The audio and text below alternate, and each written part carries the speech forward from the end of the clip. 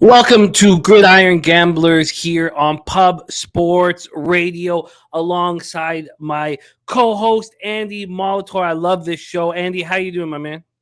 Yeah, I feel bad. I got my voted sticker on still. Good. It is it's a beautiful Tuesday. You said coming off a fun Breeders' Cup, college basketball's back, everything. Like the only thing the World Series is over, but it feels like just everything is happening all at once. It's that busy time of year leading into the holidays. But yes, fun weekend of football. I had some good wins, some bad losses, added some nice live positions. Finally got a second half winner on Monday night, and was a little worried. I had the small position on that under. I've never seen a touchdown where like we assumed he was out of bounds. Like just gonna let him run. Like somebody stop this guy. I've never been so flabbergasted at my television, but no, I'm excited to get into week 10. Is this week 10, Jimmy? Week 10. Where'd the goddamn season go? Yeah, we've crossed the halfway threshold of the regular season. The market and really focusing on the market has helped me a ton this year, but it really hurt me in the Ravens Saints game. Watching the money in the market just continually move towards the Saints got me off the Ravens. Didn't bet pregame, but was planning on moving on the Saints if the Ravens got up. I just the whole thing just all blew up in my face. But it was an excellent week. We've had back-to-back great weeks, 5-2 plus 2.8 units. My action started out when I rocked with you on the Dolphins Bears over. You got 45. I got 45. Rocking chair. That was a gift. That was just that was as easy. That was the best bet of the entire week. Was the over in Miami, Chicago Bears, and that was a look that you broke down on the show that made perfect sense that I added as well.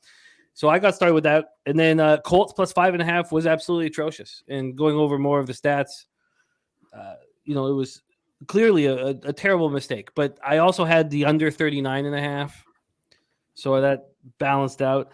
I had Buffalo, New York Jets under 47 casher, Commanders plus 3.5 casher, although I wanted an outright win. Raiders -1 was one of those things where I was kind of beating myself up.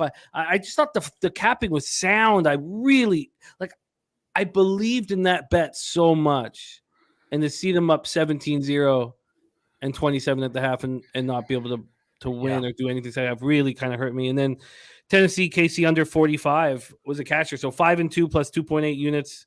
So we're sitting here at 64.4% with 101 bets and ROI plus 25.25%. It's the best record I've had at the halfway mark of regular season with single unit action in my career. And you've been a big part of it. You cashed with Miami, Chicago over 45. Panthers plus 7.5 was probably like the Colts plus 5.5 for me. I joked with Drew. I said, didn't even cover versus Joe Mixon. He had 30 points himself. Yeah, they were atrocious. Minnesota, Washington over 43. We got Birdie in the chat. One of Birdie's bets was Dalvin Cook under rush yards, and that defense of the Commanders is real. And it's too bad that we just can't seem to trust quarterback play there, or they'd be a cash cow. I think they're a good football team, and I'm looking forward to break that game down a lot. Your Titans plus 13 was a thing of beauty. So, but a 2-2 week for you here on official picks that you gave out on the show, down 0.13 units. So you're still sitting right at the 21-21. Get hot in the second season and juice up that ROI. But I think you're seeing things very clearly. I know that I'm gonna have to start texting you. I'd like to keep it to the stuff I actually talk about on the show, but it's funny, like all the stuff that gets added later in the week does well. Like we had Seattle straight up, had the under on Monday Night Football. That stuff's done well. So it's been I'm just happy to be breaking even on bets that I make on a Tuesday, I guess. So hopefully we get another winning week here. It's been better of late. Anytime you want to add something, just let me know and I will tweet it out. Yeah, I'm gonna tweet it out. I know. I follow you on Twitter. I'm gonna get a hold of you. Yeah, perfect. Yeah, I only added one bet. All the first 6 bets I made on unusual. Tuesday, the one bet I added, just one, was Tennessee KC under 45. And when I wanted to make that bet, it was 46, and then it dropped to 45, and I panicked. But that was just an easy casher. Thank you guys all so much for joining us. It's not. I mean, when I talk about the record that I have at this point, I know that Andy's helped a lot, and I know this chat has helped enormously. Like so many great cappers in the chat, and the Pete Loshak school of capping that I've come from is to listen. It's the first and most important thing, is to listen and listen to the cappers that you respect, and just listen. I copy and paste so many of your comments, and I go over them and I enjoy after the show. One of the tough things for Andy giving out picks official is that I get to sit with all the information after the show and sit there for 2 hours. I know that helps me. And you've done pretty well, and maybe I'm speaking out of turn here, but I feel like you've done pretty well with your live stuff and like your ads right before game time on some of the primetime Sunday night, Monday nights too this year. Well, it's Sunday after the NFL Pub Hub. Yeah. I have 7 different cappers on. I hear all of their stuff, and my ROI on my additions is being better. It's been my best ROI of any angle that I've had. So yeah, it's been great.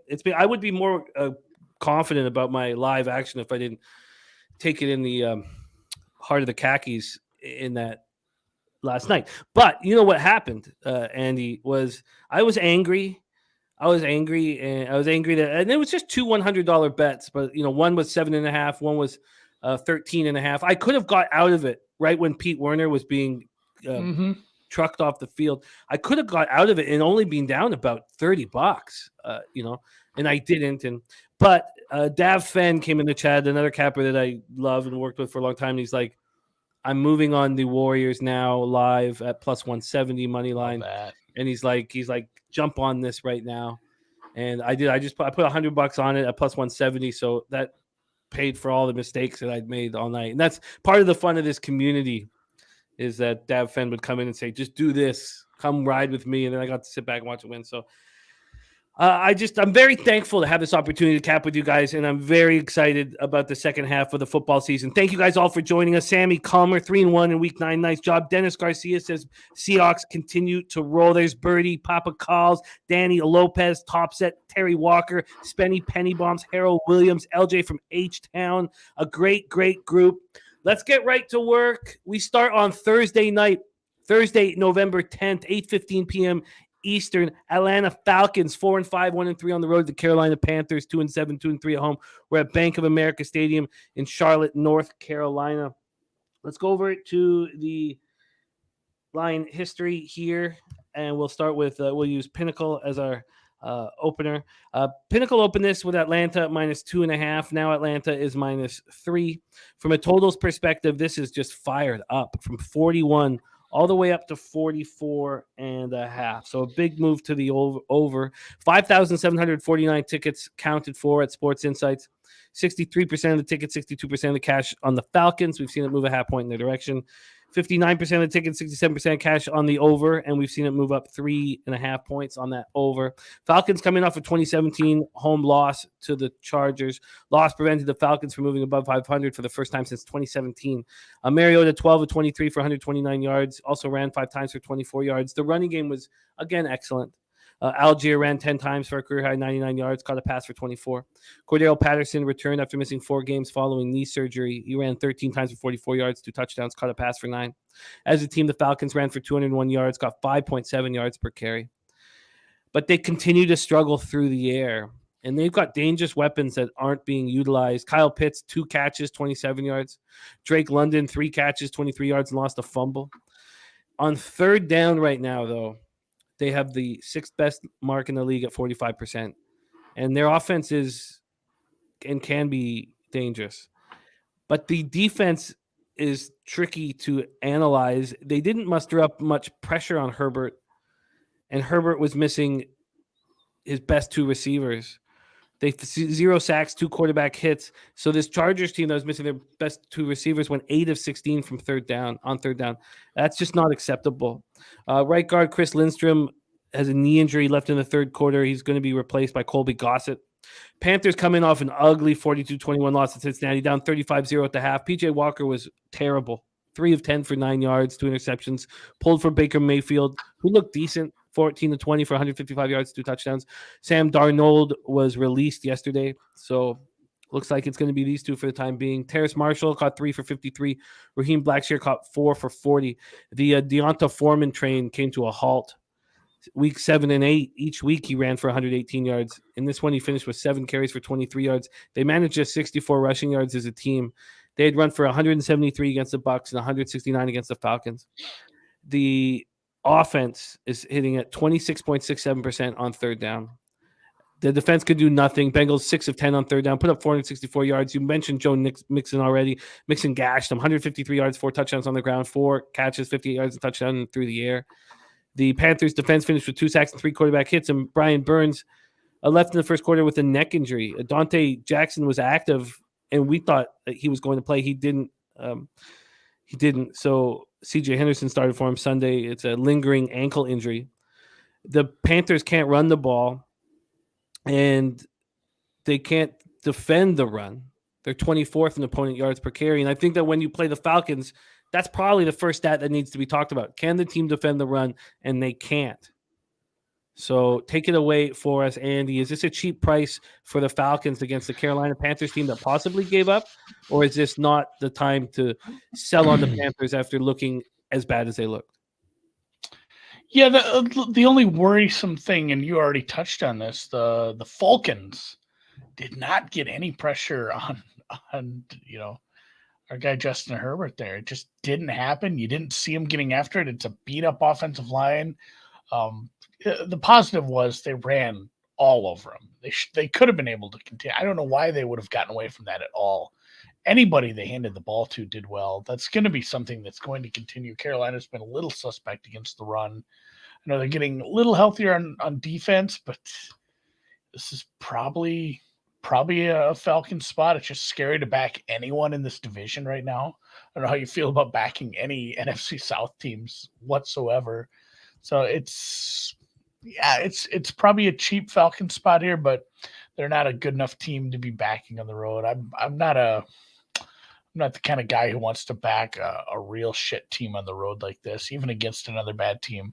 So if this catches any Carolina money and this gets down to like 2.5, I'm gonna be awful tempted though. I don't know what would initially, like, are you tempted by this Falcons number? I am. I make it a little bit more. I think they should be like 3.5. It's just scary to back a team that's so one-dimensional. I've been trying to not fade a team after they look beyond belief bad. And I've been trying to not back a team after they look very good. I didn't realize that I was doing that with the Saints off the 24-0 win over the Raiders. But I can imagine that everybody, like if I'm in a Yahoo pool where you have to pick every game against the spread, I imagine this is going to have 80% of the picks on the Falcons. And, it just doesn't, we know that NFL doesn't work like that. So I would rather not be involved here. I guess the problem is we're in a situation where I can't back the Panthers under any circumstances. But I do not want the Falcons on the road. And I don't know if I really believe in this football team. That's as weak as you'll see the Chargers ever be. Yeah. And they still came into Atlanta and beat them. And now you take Atlanta and bring them out to Charlotte. I'm not interested. If they were a little more committed to actually getting this passing game going with a couple of decent weapons, it'd be a spot I'd like. But yeah, a one-dimensional team on the road in a divisional game, laying points, and they're probably not even. I know the record says 4-5. They're not that good. They're not even that good. These are two real bad teams. A road favorite is sketchy as all get up in this one, and this is truly just a theme that has continued all year. Of wow. This is a primetime game, guys. We have wind, slight, double-digit wind, 12 miles per hour, 13. We also have rain. What do you think of this total going up to 44.5? It's a pretty suspect Atlanta defense. We saw Carolina, and I know it was Baker in kind of mop-up time, but in garbage time, both of these teams have been very good in garbage time. Like one of these teams gets up by enough points, I think this total's in danger. Doesn't matter what the weather is. These teams have shown I don't know, they both kind of know that they're in rebuild mode and they're willing to just go out there and keep putting in the reps. They're not rolling over, certainly. We've seen the Falcons do it a couple times versus the Rams. They put up some garbage time points. Carolina obviously put up three garbage touchdowns. And I don't think any of those touchdowns really were in a position where they had a win probability above like 5%. So lean Falcons just can't do it. This will be a game I'll be forced to watch, I guess, because it's on primetime. What if it got to 3.5? Is there any number that you would think about back at the Panthers? Or are they unbackable? Almost unbackable after last week. And I know that was a dynamic passing offense. Oh, actually scored with, Mixon, who hadn't been able to do basically anything all year. He's been horrible. Then he goes out and scores 5 touchdowns. I'm guessing a lot of people benched him in fantasy, which is funny, but I'd struggle to back either team here. Yeah, I can understand this. And Birdie's pointing out the Burns injury. That's something. He's a big part of that defense. He's a big part of getting after the pass rush. Patterson back helps quite a bit. They might just run the ball, and Falcons win this like 28-10. Yeah. There's no doubt about it. I guess I'll sit with this for longer. I would prefer not to have a real public side on a Thursday night, especially when you take the Falcons out of into open air with the rain. I'd prefer to have nothing to do with them. So let's move on. Let's move on from this spot. Leo said it, looking at Young Hoku over 2.5 extra points at plus 155. I like that he's created a situation where there's a plus opportunity. LJ from H-Town says both of these teams are allowing 25 points a game, and Sky Dragon got in on the over 42.5. Sammy Comer looking at what the price is for Patterson 2+ TDs. WSDJ saying Atlanta money line. I don't ever want to be fading a team after they look as bad as they looked, and now they get a short turnaround and can jump right back at home. But I can understand why the public's going to be all over the Falcons, and at this point they have the big bets too. So no action from either Andy or I on the Thursday nighter. It's pretty ugly. It's pretty ugly, but I imagine that there's going to be some live betting opportunities, and we'll be live here on Thursday night. Connor Mack will be hosting here for Thursday Night Football, Bank of America Stadium. Birdie says Falcons did win in Seattle. And the Seattle difference in their defense last 4 weeks, the first 4 weeks, and all that stuff is so interesting. And I can't wait to talk about that as well. Slides says the Bucs lose and Falcons win. Atlanta will be in first place in the NFC South. I guess Birdie was onto something. Yeah, no doubt. James S. in the house. Kirk Gray. All right, saturated. Let's move on. Next up for us is Sunday, November 13th. Then we go to Munich, Allianz Arena in Munich. It's nice weather there on Sunday. A little chilly, but nice weather, sunny. Not much wind for the Seahawks at the Tampa Bay Buccaneers. I find these two teams extremely enjoyable to cap. I'm enjoying it very, very, very much. I'm enjoying watching Seattle step up, and I'm enjoying watching Tampa struggle, but still delivering crunch time with Brady. Yeah. Tampa opening up at -1. They're now -2.5.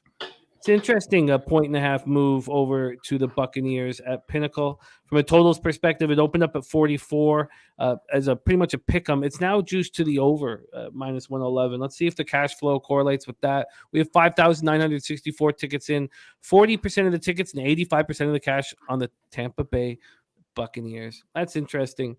And we've seen a lot of sharp money on the Buccaneers throughout the year, and it hasn't gone well for them. 61% of the tickets, 82% of the cash on the under, yet it's moving towards the over. The Seahawks coming off yet another impressive victory and move atop the NFC West. They went into Arizona, defeated them 31-21 for their 4th straight win. Geno Smith continued his excellent season, 26 of 34 for 275 yards, 2 touchdowns, 1 interception. He also ran 6 times for 38 yards. The big pivotal moment really was the pick 6. The way he bounced back from that pick 6, that's a leader. And that's what Geno Smith's doing out there. Everybody on that field, on that team, believes in Geno Smith. He had drives of 75, 81, and 85 after that stretch. I was so interested to see what would happen after that pick six. Noah Fant caught 5 passes for 96 yards. Tyler Lockett caught 5 passes for 67 yards, 1 touchdown. He took some huge hits. That guy is tough as nails. That guy is everything that you would want in a receiver. I just love him. Kenneth Walker out of Michigan State. What an absolute beast he's been. Averaging more than 100 yards on the ground the past 5 games. Ran 26 times for 109 yards, 2 touchdowns, caught 3 passes for 20 yards. There's something that happens. All of us have played team sports, and there's something that happens when a team just starts winning. It gets into your blood. It's contagious. Like, it just catches, and like the confidence, winning breed confidence, and then confidence breeds winning. It's stupid. Like, momentum, in-game momentum is such a dumb thing that announcers say, but like long-term momentum is something. Like, once a team believes in themselves, sometimes things just turn around, and Christ almighty, I guess like the Geno Smith thing being the least, like, less surprising than this defense being good. I think like Geno Smith coming around, I guess, with Josh Allen taking the step he did a couple years back, I guess I'll believe in any quarterback nowadays can find the right coaching, the right opportunity, and turn it around and find good quarterback play. But the fact that this defense from last year to this year has taken the step forward, this defense was giving up, just basically they did not give up any big plays last year. That's just not what they did. They gave up, but teams pick them apart, and their drive success and their points per drive, their points per play was just obscene. Like, this defense gave it up underneath, up and down the field. They just tried to mask the fact that they were so bad by not giving up the deep ball. And I'm so surprised how this defense has played this year. Obviously, they got a good rookie here, and I really maybe I'm sold on this offensive coordinator up here too. They've done some things, and I know it's been a team that's been really, really, really insistent on running the ball, even when they don't have good running backs. And now I guess I don't care if that's this team, because they do have a good running back. Kenneth Walker III he's very good. Immediately he's been an impact once he finally found his way into the lineup there. So this is a good team. And yeah, I did it last week. I did it too late. I wish I'd have got a bigger number. I only got plus 115. I'm doing it again. I don't take under 3 points for the most part. And yeah, it's plus 130 right now, I think is one of the better numbers you can find. Maybe if I hunt around, I can find something slightly better than that. I'm going to check out Low Vig, but this isn't something I played yet because on the Sunday opener show with Drew, we don't really have money lines up for the most part. I know some legal books do that, but me in the offshore world, that's not something that's up right away. I said, well, I'm going to bet this money line once it comes up. And plus 130 at Chris right now. Yeah, that's a bet. You got it locked in. Andy got his first official pick on the board here. Seahawks. So, and James brings up the travel here too. So the funniest thing about this is the fact that Munich is north. It's a northern town, and the way that the earth curves and all that, the great circle route that you can take from Seattle, not that much further than flying from Tampa. It's wild that it's not some crazy travel spot for them as well. So it's kind of equally shitty travel spots for both teams. Seattle got to stay, on the West Coast. They just had to pop down to Phoenix. I don't think there's going to be a big travel advantage for either team here. And yeah, just give me them right away. And Papa Calls is pointing out, yeah, they left right away.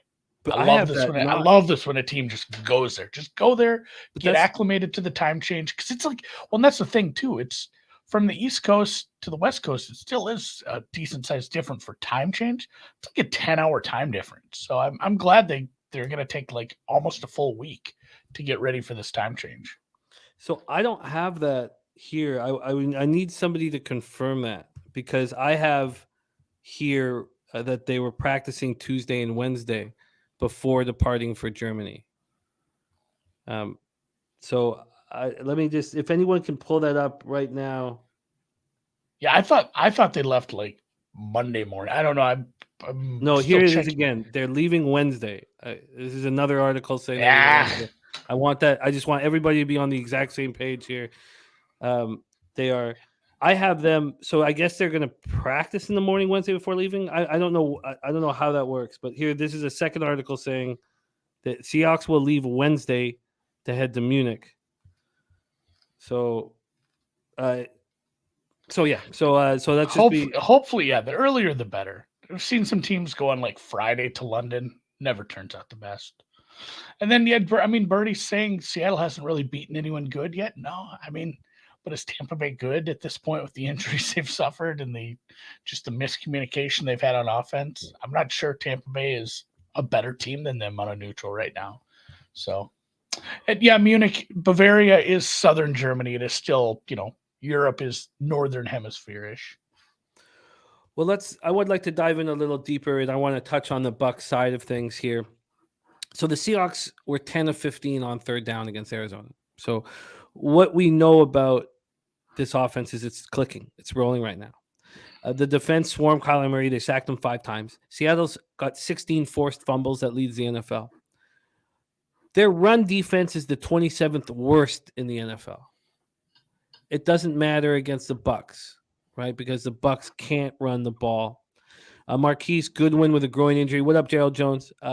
Darrell Taylor with a groin injury, and safety Joey Blunt among the inactives.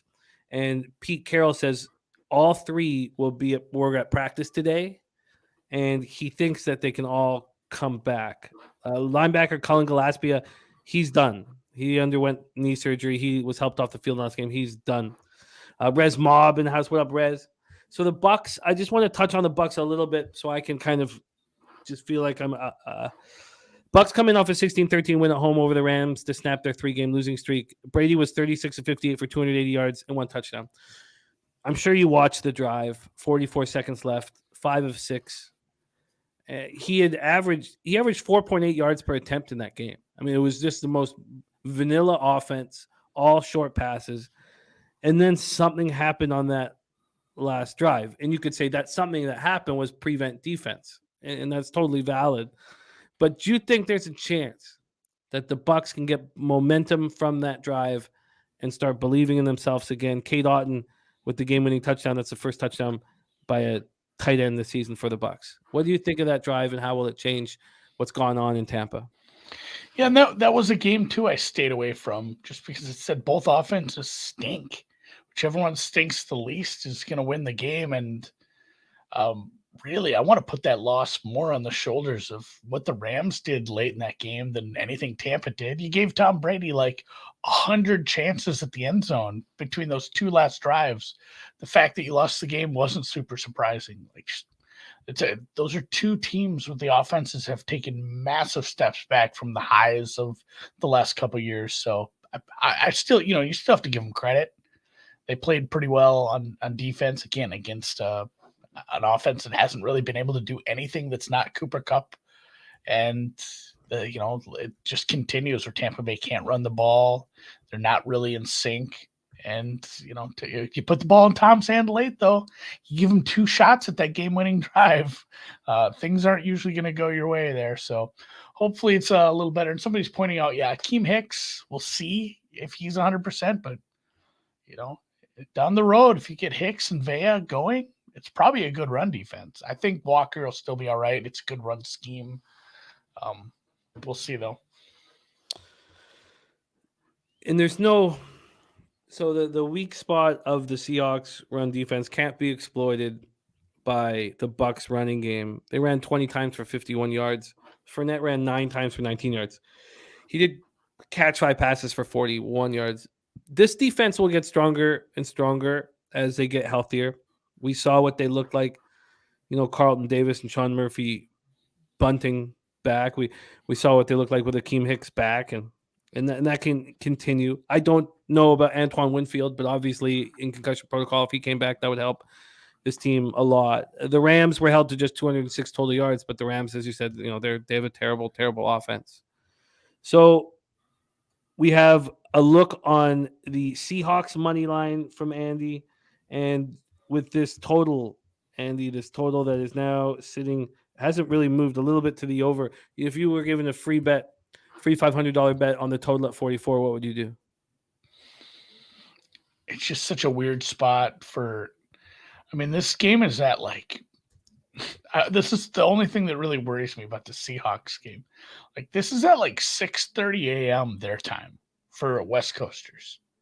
It starts so crazy early. I worry that if this offense doesn't get going right out of the gate, they're not going to hit this total because Tampa's offense has been real rough. They're going to have to do it through the air. So I probably would lean towards a KG under here where it's a close game late. Both teams right around 20 points. Yeah. I have some interest in the under. It's not something that I'm going to bet tonight. I really want to see what the market does.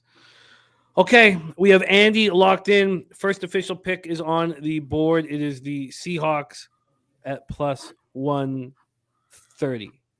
We're going to move on. Next up for us, 1 p.m. Eastern, Minnesota Vikings 7-1, 3-1 on the road at the Buffalo Bills 6-2, 3-0 at home at Highmark Stadium, Orchard Park, New York. 40 Fahrenheit, 15 mile per hour winds, and sunny on Sunday morning.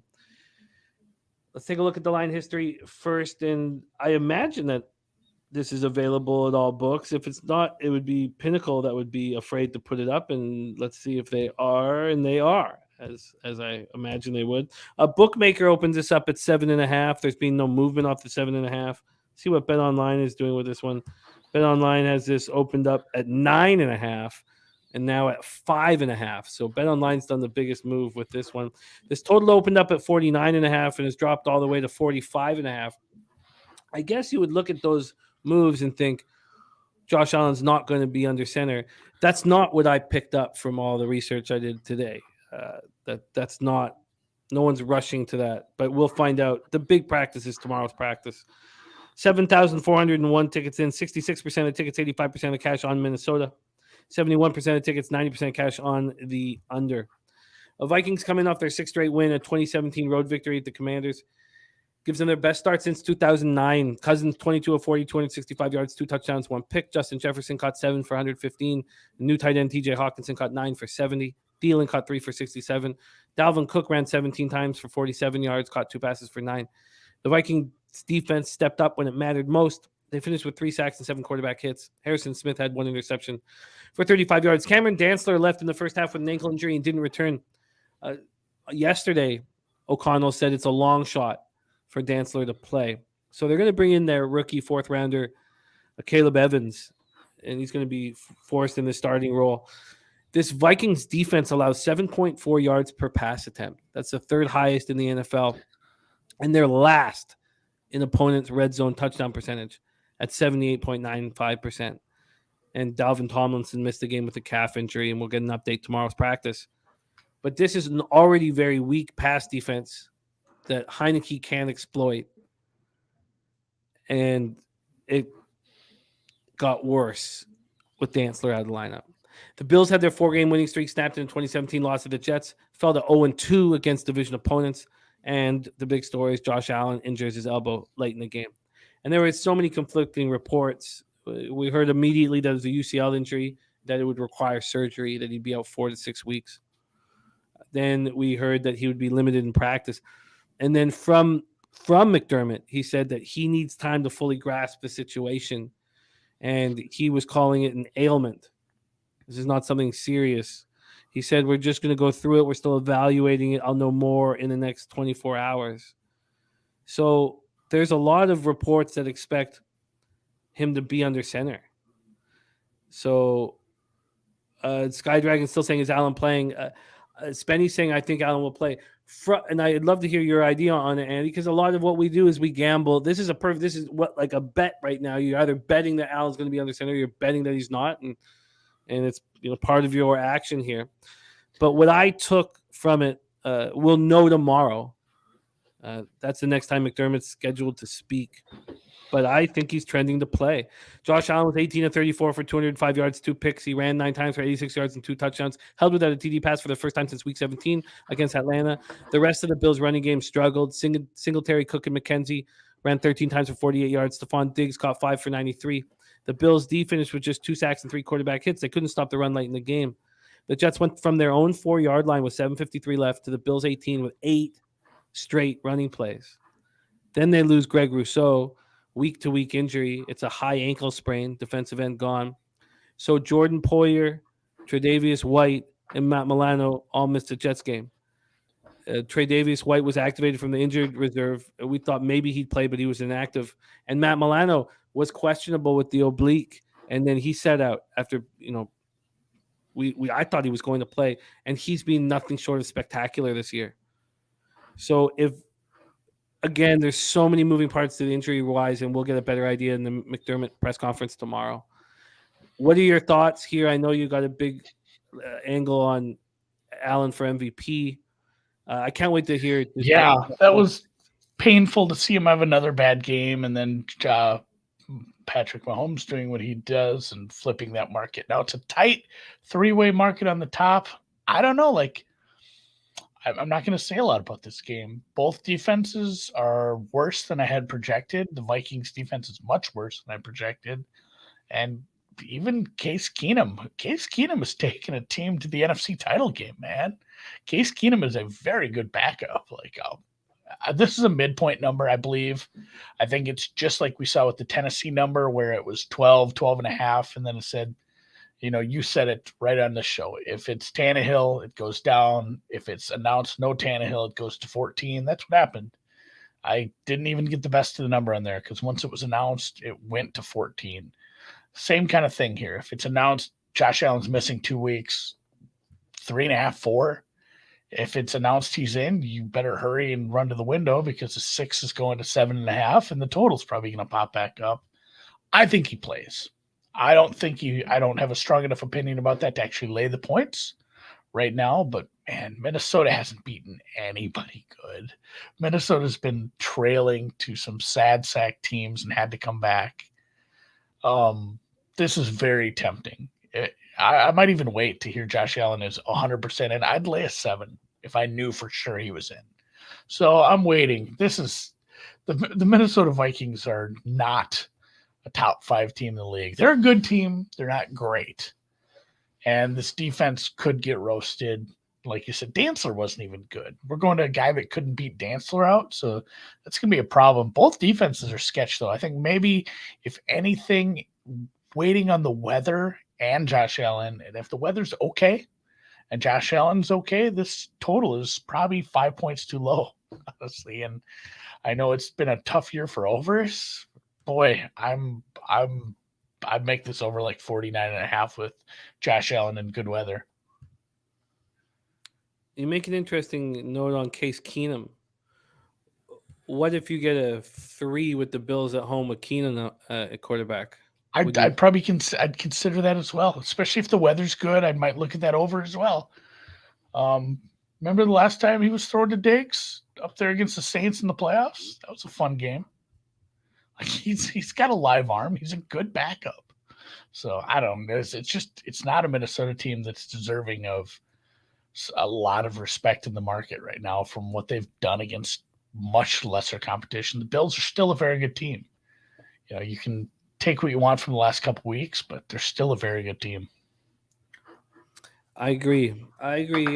Look, we got in early enough that we got the 3.5 on Tuesday with the Commanders at home against the Vikings. Nice. You and I take a ton of heat for the way what we think of the Vikings. I don't know if you read the comments, but people shit all over us about they feel like we're not respecting the Vikings enough, and we don't. That's fair. I don't think they're a bad team. It's just they're not a top 3, top 5 team like some people are. Florio had them second in the power rankings. Like, Jesus, go look at the market. You know what this team would be, compared to Kansas City on a neutral? Look where they are. I mean, they're 4 points worse than quarterback to be announced on a neutral to Buffalo.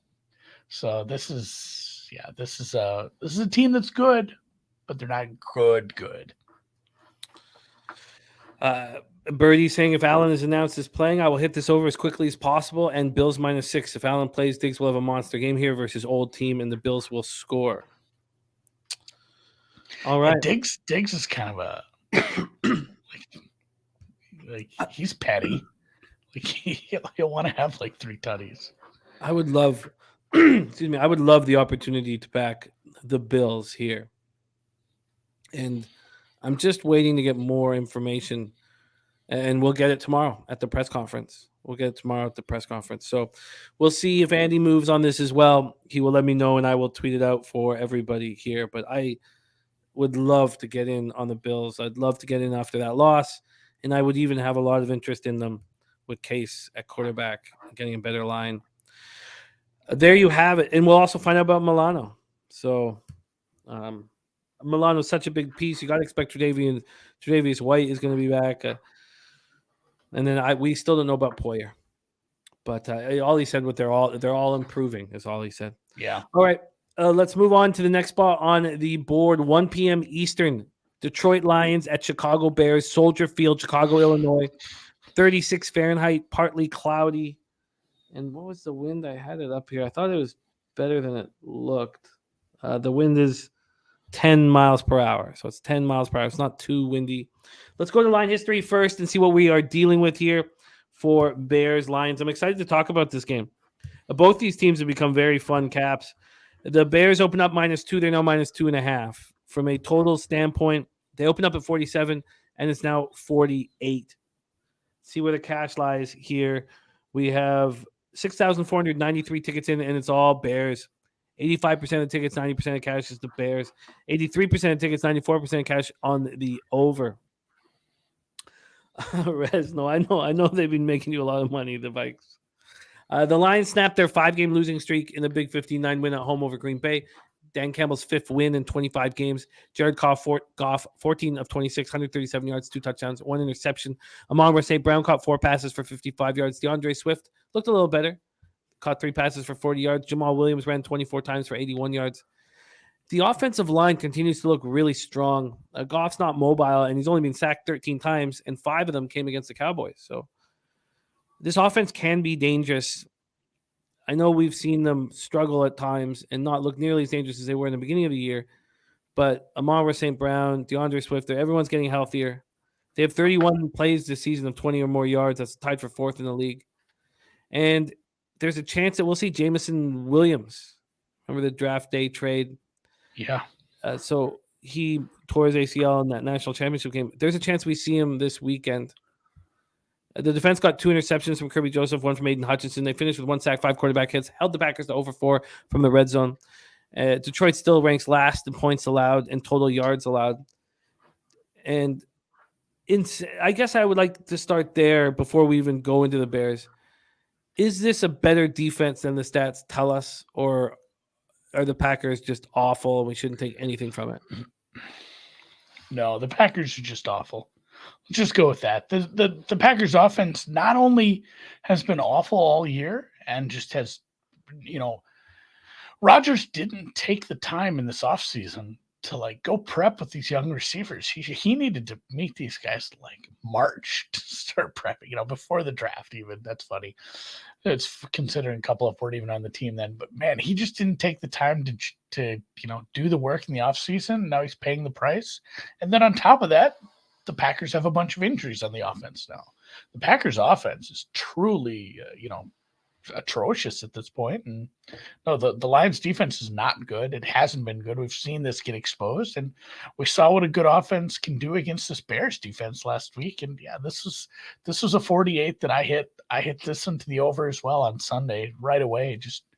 I make this over 50, and mostly just based on the defenses, but also at the same time, this Bears offense is not the same as what it was at the beginning of the year. They are my favorite thing is when a team just gives in and says, hey, this is what we're good at. Let's just do that. Fuck it. Why are we trying to be something we're not? We don't have the personnel to be this kind of team, this kind of offense. Let's just go with it. They're just going with it. If Fields has to run for 150 yards every game, so be it, because Christ almighty, he's great at that. And they don't have the receivers for him to be this, drop back pocket passer that's constantly going to, you don't want him throwing the ball 35 times. That's not how this offense is going to work this year. So for now, I'm kind of bullish on this Bears offense. And as the Lions get healthier and healthier, I think we start to see the offense we saw in some of those early games. So this being just another Bears over for me, I guess. It certainly isn't Tua and Tyreek coming to town, but I still think the Lions can put up 28 here. Yeah, the Bears overs have been really good to us the last couple of weeks. Nilo, what's happening, my man? Birdie says he leans under here. Says Lions offense now is a major downgrade. Time to pivot off this perceived Lions offense. Really lean under very much, he says. Nilo says today would have been my parents' 47th anniversary. He says sad time for the household. Well, I think it's a opportunity to reframe that because your parents had such an incredible relationship, and the fact that one of them's not physically here doesn't mean you can't celebrate that incredible love that you inspire to have with your wife. So I would try your best to reframe it, not be sad, but celebrate that incredible union. Nilo's dad was a Portuguese singer up here in Toronto. Was a famous Portuguese singer up here. Was so cool. That's the coolest, one of the coolest dudes you could possibly imagine. He lost him about a little over a year ago. But man, your dad was one cool dude, Nilo. One cool dude, man. Back to this here. The Bears coming off their 5th loss in 6 games, 35-32 home setback versus the Dolphins. Justin Fields, 17 of 28 for 123 yards, 3 touchdowns, no interceptions. Also ran for 178 yards. Most yards the quarterbacks run for in a regular season game. Yeah. Kaepernick had 181 in 2012 against Green Bay. First player since at least 1950 with at least 150 yards rushing and 3 TD passes in a game. I get it. Bears ran 40 times for 252 yards. The Bears have scored 94 points over the last 3 weeks. They even came in leading the NFL in rushing. So they get 252 yards on the ground.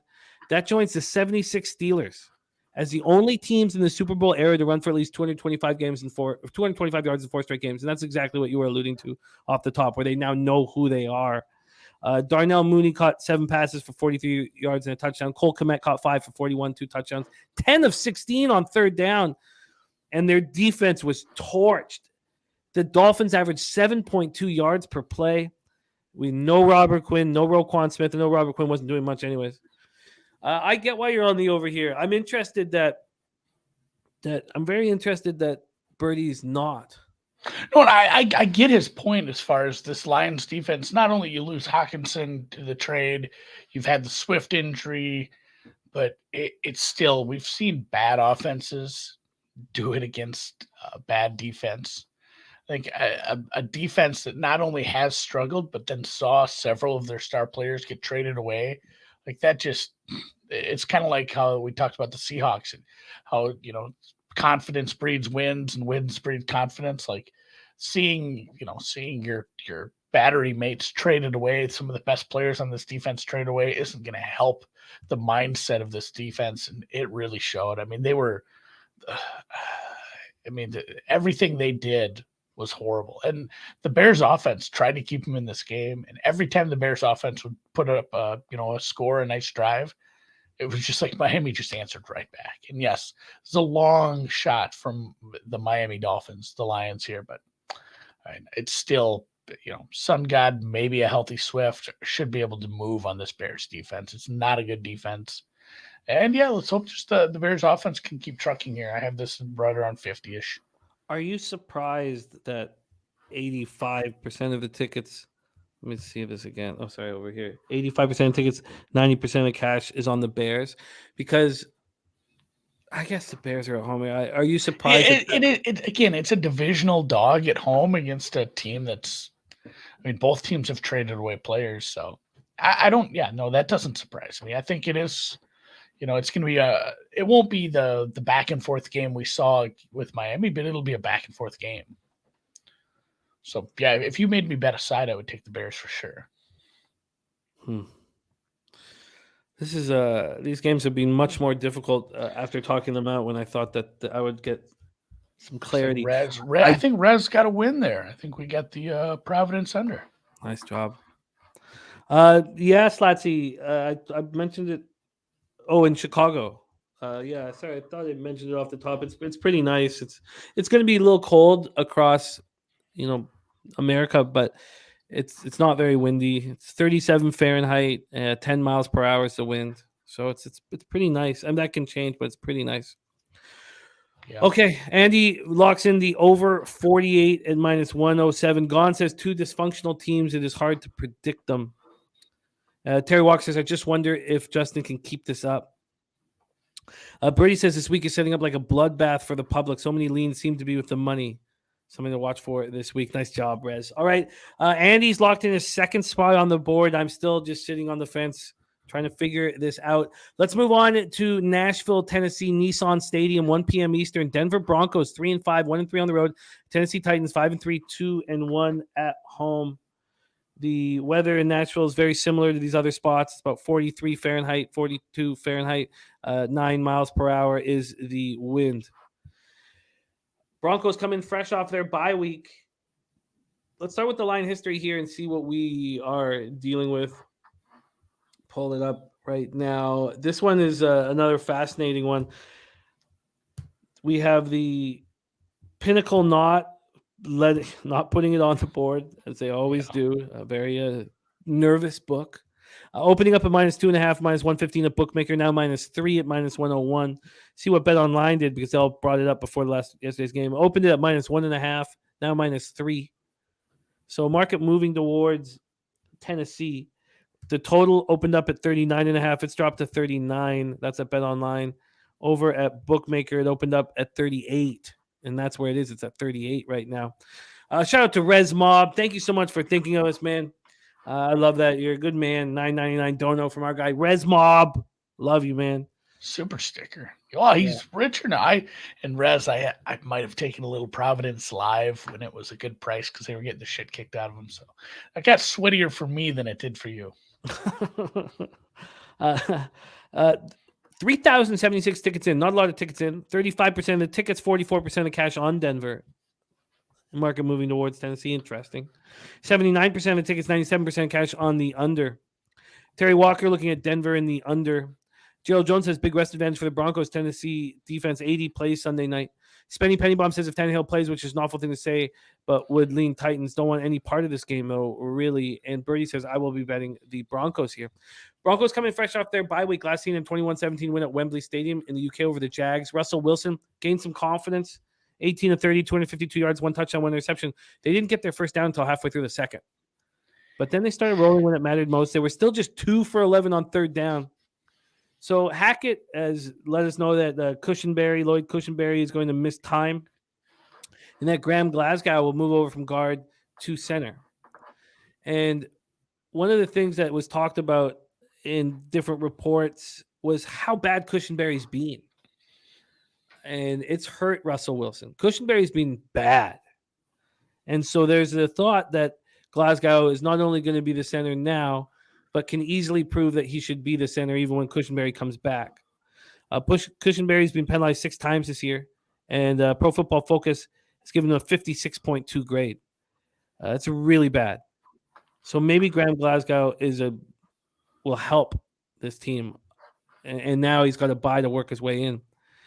Also, Randy Gregory, Baron Browning, and Cam Fleming are still sidelined, but they're closer to a return. I wonder if either of those 3 can come back, and we'll know tomorrow.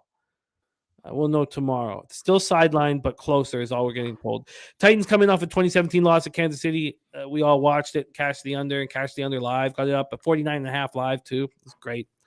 Malik Willis playing in the second straight game, replacing Tannehill, 5 of 16 for 80 yards, ran 8 times for 40 yards. Tannehill was close to playing, and he's expected to be back this week.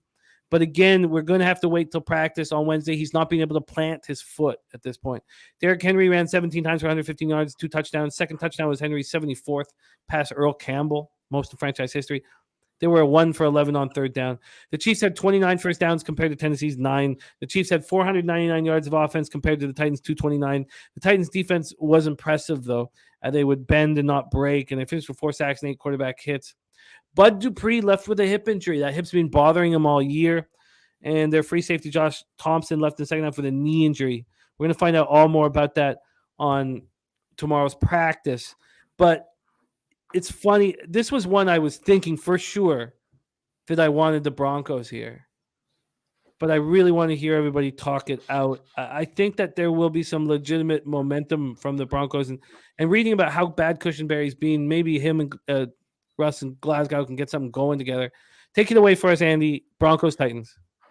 Yeah, I took a week off of betting Broncos unders because the Broncos took a week off. But this is another one where this is a pretty bad offense. Like the Denver Broncos, despite trading away one of their stars, is still an elite defense coming off extra time against an offense that does nothing but run. And it was maybe not surprising either that, Derrick Henry was a big part of that game until they needed him to be, and then he wasn't. They didn't really use him in the last couple minutes of that game. They turned into, I don't know why.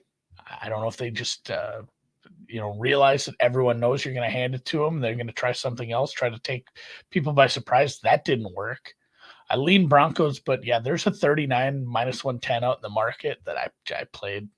I'm going to be on this under. It is still an elite defense against a very one-dimensional offense. And despite how we saw Russ play a little bit, it's still an anemic offense. So the fact that this, Russ going on the road here, it's a decent pass rush. We've seen this Tennessee pass rush do something. Tennessee coming off not a big win, but I think they played really well. They have to, hold your heads up a little there. They dueled with, the MVP favorite right now. It would have been nice for them to get a win. They were another team that was a little maybe overrated if you just looked at a record. I don't think, again, I'm right there with Minnesota. Like, Tennessee's not a bad team, but they're not, they shouldn't have been this, 6-2 team if they would have got that win. So I think their record's probably coming back to about where they should be. And yeah, I'm looking for a really ugly one here. So I'm on this under. I get why you are. There's actually one minus 105 at 5 dimes. So we'll give you that under 39 minus 105. I get why you are. I missed 5 dimes, Scott. Do you think that when Tannehill's announced in, there's no way it moves off the 3? There's no chance. I think, not only, even if it is a midpoint number, it takes so much money, so much action, so much news to move off a 3. I think it's assumed Tannehill plays here. Yes, I agree. I want the Broncos here. I do. Do you not like? I think that there's a lot of truth to what Birdie's saying. He's saying Chiefs struggle against physical teams. That game was a war, especially for that Titans defense. Yeah, we have such a rest advantage here for the Broncos. Such an enormous rest advantage. Thinking about what happened in that divisional battle. If I give you a free $500 bet at 3, would you be? Yeah, I'd take the road dog. Like, I think it's not only getting points with them against a one-dimensional offense, you're getting them well rested, well prepped against, that like you can prep out a scheme to stop Derrick Henry for 2 weeks. So yeah, I would lean Broncos pretty heavily, and I can hate the Broncos, man. I would like to do more than lean to them. I'd like to bet them. I would like to bet them. Let's just go back to where the money line is here. 35% of tickets, 44% of cash. Let's move to 3. Ron Crawford in the house. Spreadsheet play of the day. Cleveland +4. Thank you for sharing that with us, Ron. I will discuss that when we get to that game here. I should probably just get it all set up now. There it is, Browns, Dolphins. I would like to move on that. And I would like to move on the under. I'd like to have both in my pocket. I think both of those spots make sense. So Broncos +3 in the under. And I think the Titans are a better football team than the Broncos. I don't want that to get, I do. I loved what I saw from the Titans against the Chiefs. I love their defense. I love Derrick Henry, and I really like the football team. But there's just too big of a rest advantage for a dangerous defense in the Broncos, and maybe there's some confidence. And I know that at this point we're not trusting Brady to continue that confidence over, but I don't see why we wouldn't think that we get a tick up in offense from this Broncos squad. There's Cheshire Cat in the house. Gerald Jones says Denver number 1 scoring defense in the NFL, allowed just 113 points this year. I like it. I like it. So Andy's locked in the under 39 minus 105. So Andy's locked in 3 spots. He's firing away at this board. I think this will be the first things that I bet. will be the Broncos and the under. And we are in business. We are in business. Anything you want to add? Business. No, just Rez points out the Vikings paying for groceries. Broncos unders have been taking care of Thanksgiving dinner. Shit, I'm sorry I missed that, Jimmy. You already had Canadian Thanksgiving. We did. You know what? You're pretty much adopted American at this point. Like, you can have American Thanksgiving too. You get 2 of them. I do. My mom's Californian, so yeah. Yeah, there you go. Look at these 2 Thanksgivings. It's nice. Spoiled. Just nice. Spoiled. And more turkey on Christmas dinner. Let's put it all together. Thank you, Cheshire, my man. There's Pie Guy in the house. Let's roll on. We roll on 1 p.m. Eastern. Jacksonville Jaguars 3-6, 1-3 on the road. Kansas City Chiefs 6-2, 3-1 at home. Arrowhead Stadium in Kansas City, Missouri. I went 1-2 in sides last week. So I went 5-2 on the week. I cashed all the totals. But the sides were a problem, and the Jags got me. Snapped their 5-game winning streak, and they got me.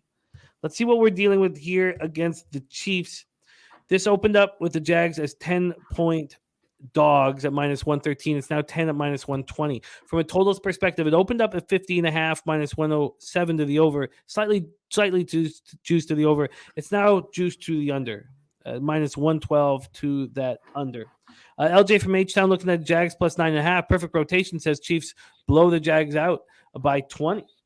Let's take a look at where the cash lies and see if that will illuminate anything for us. Just 2,925 tickets in, but 82% of the tickets, 84% of the cash on these Chiefs. Then 48% of tickets, 74% of cash on the under. Jags coming up that 27-20 comeback victory at home over the Raiders. Battle down from 17-0. Second biggest comeback in franchise history. They had been 0-6 in one-score games before Sunday. So Trevor Lawrence, that interception on the goal line in the UK against the Broncos, he said that it just played over and over and over and over in his head. And this was the best game I've seen him play. He was so clean. 25-31, 235 yards, touchdown, ran 6 times for 53 yards. Travis Etienne, monster. You see why James Robinson was given the boot. 28 carries for 109 yards, 2 touchdowns, caught 2 for 17. Christian Kirk caught 8 for 76. Marvin Jones caught 5 for 48. This team was 9 for 15 on third down. The defense pitches a shutout in the second half, held the Raiders to 3 of 12 on third down. Dwayne Smoot, both of the sacks. Vegas on their final 5 drives, 3 punts, a turnover and downs, and a fumble.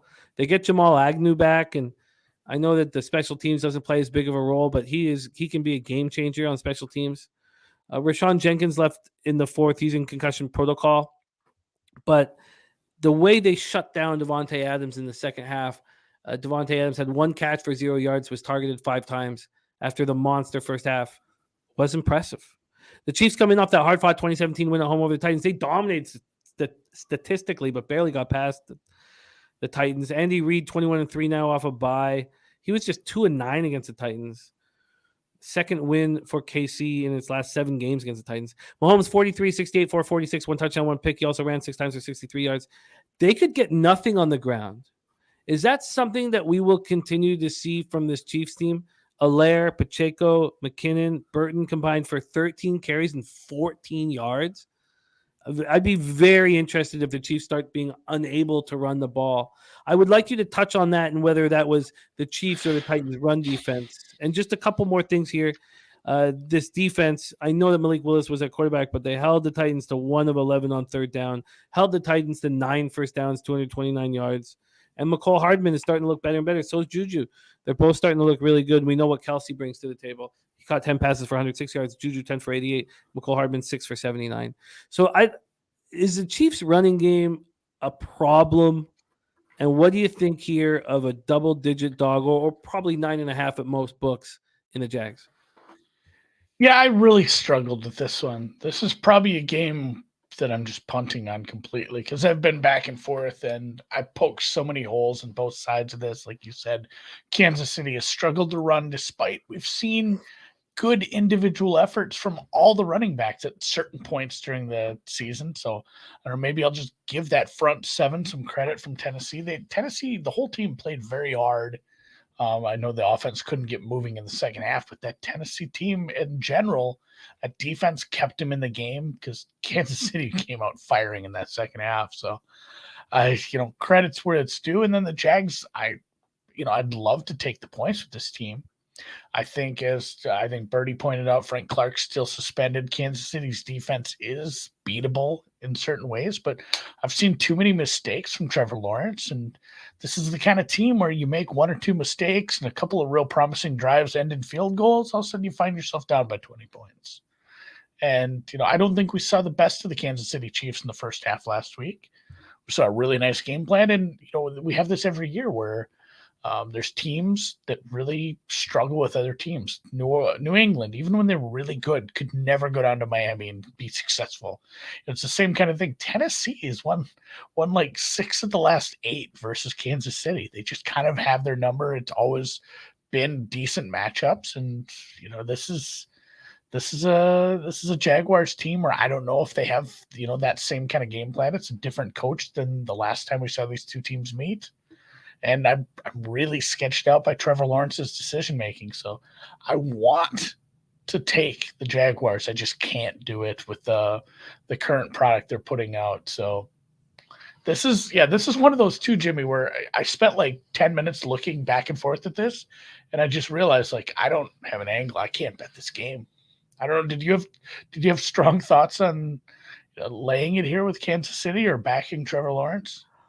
I know it means backing Jacksonville, but I think that something clicked with Trevor Lawrence when he threw that ill-advised play, which it shouldn't have been a risky play, when he threw that interception at the goal line against the Broncos, and he cost his team the game. And I saw a different Trevor Lawrence. He was so poised. He was not rattled by anything. He was not rattled by being down. And after seeing that, my first thought was, is it possible that going up against Mahomes is his coming out party in the NFL?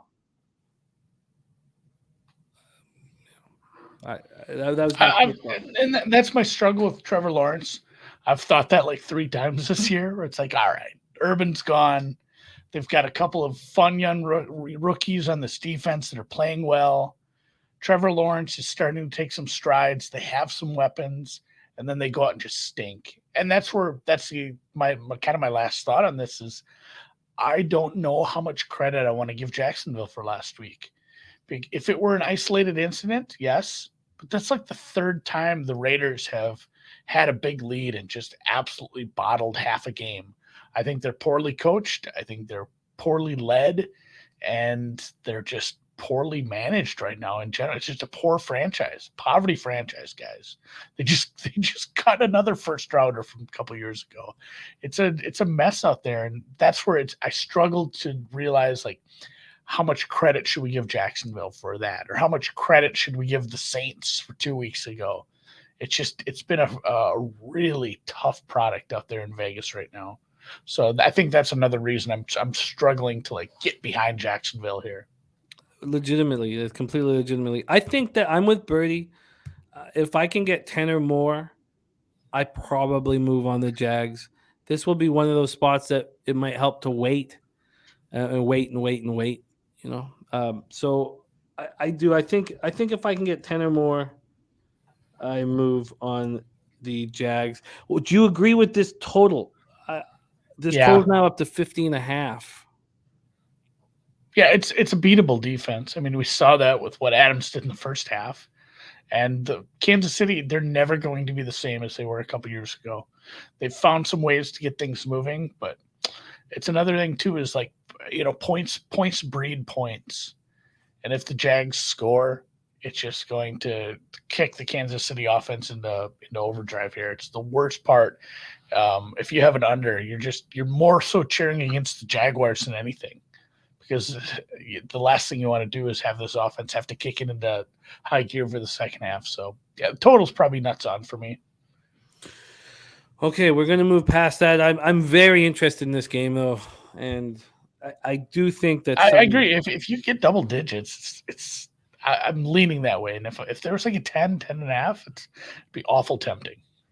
I think that a 10.5 is very possible Sunday at like 12:30 Eastern. I do. Right now, what about I get right now? Yeah, 9.5. Okay, I'm very interested in it, and I will keep my eye on it, and we'll talk about NFL Pub Hub. Let's move on. 1 p.m. Eastern, and we have Ron Crawford spreadsheet play of the day for us, and it is the Browns +4. And man, I love Ron Crawford. Thank you for sharing your spreadsheet play of the day with us. It is the Browns +4.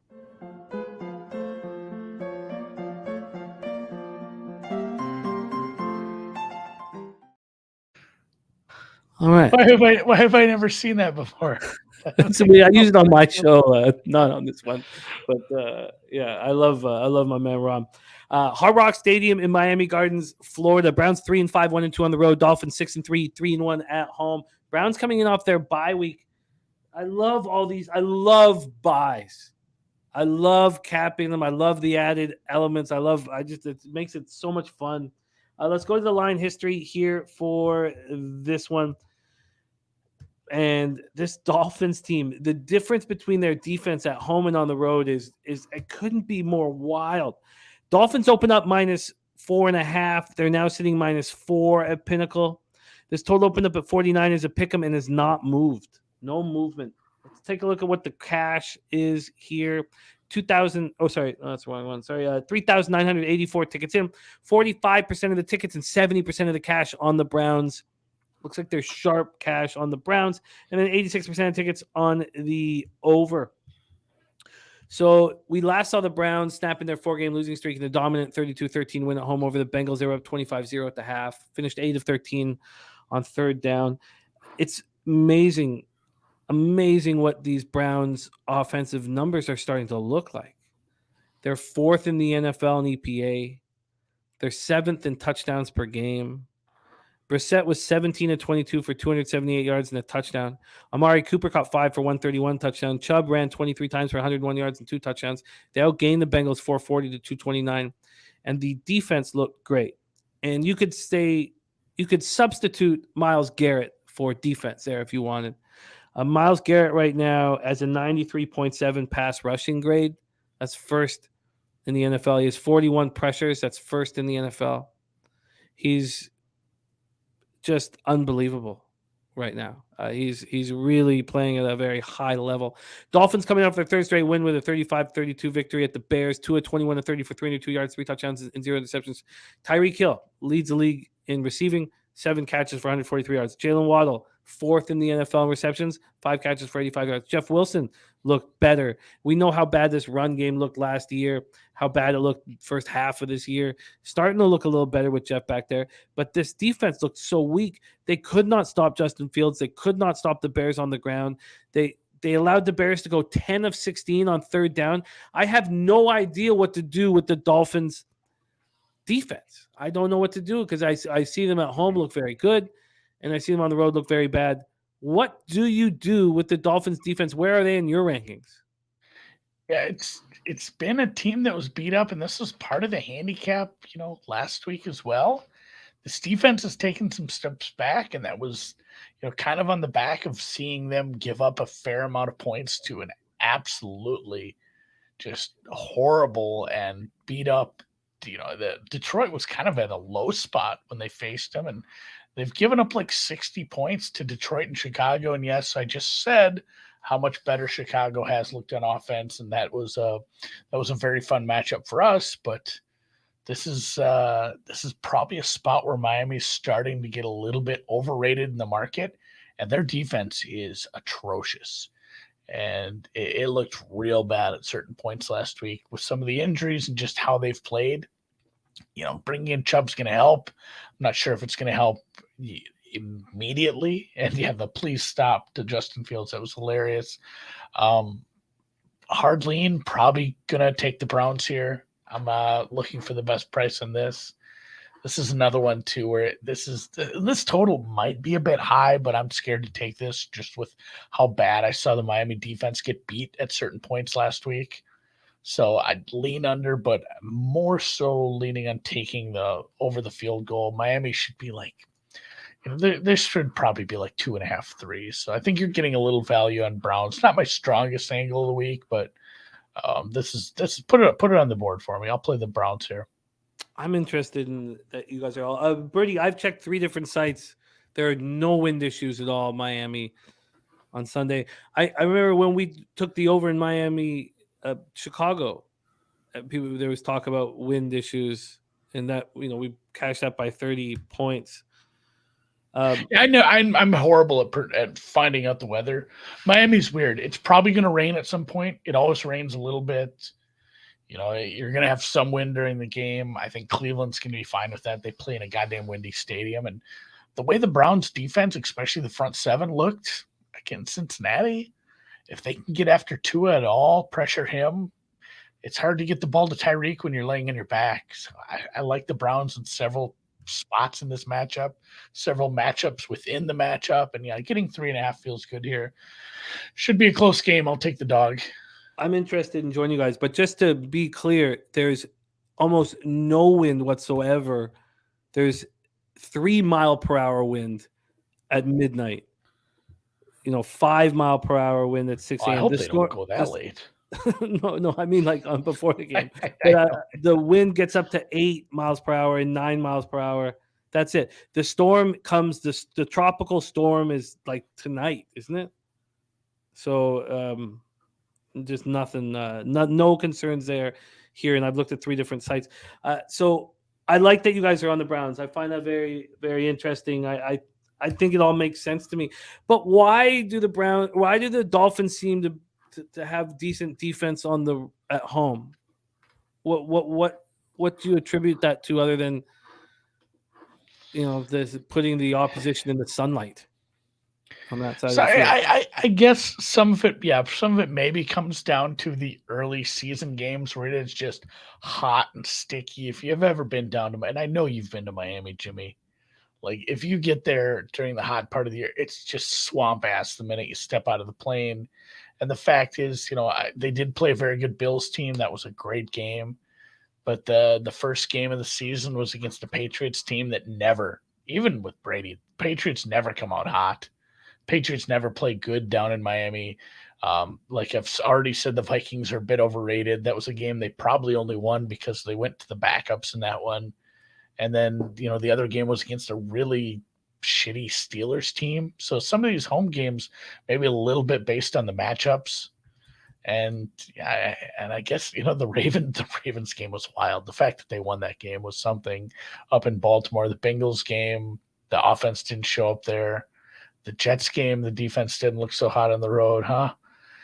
Yeah, there is a bit of a split. I think it's probably just small sample size at this point. And I'm fine just saying the Miami Dolphins defense isn't very good right now. The Bills game always sticks in my head as well. Yeah, I know. Just it's one of those games. We'll look back at that and probably last week with the Jets and be like, well, what the hell happened? As this team, the Bills will probably end up in the AFC title game. You have options here. Do you want the +4 at -113, the +3.5 at -105? Yeah, I'll take the 3.5. I'll take the. It's a bit much to spend on the half point. So that's what I bet. I bet this at low. I'm a big low vig guy. I like that. It's a bet online clone. I got 3.5 -07. So if you give me an even better number, I'd love that. Yeah, 5 dimes will give you the 02. So let's get you that. I should check Bet Any Sport. Let's give you that here. So Andy is moving. Dying tonight, Jimmy. Nobody has election odds up hardly. It's my favorite thing is to trade election betting. I think I'm going to join you guys. Ron Crawford, Andy, Birdie. Sounds like a group that's worth being with.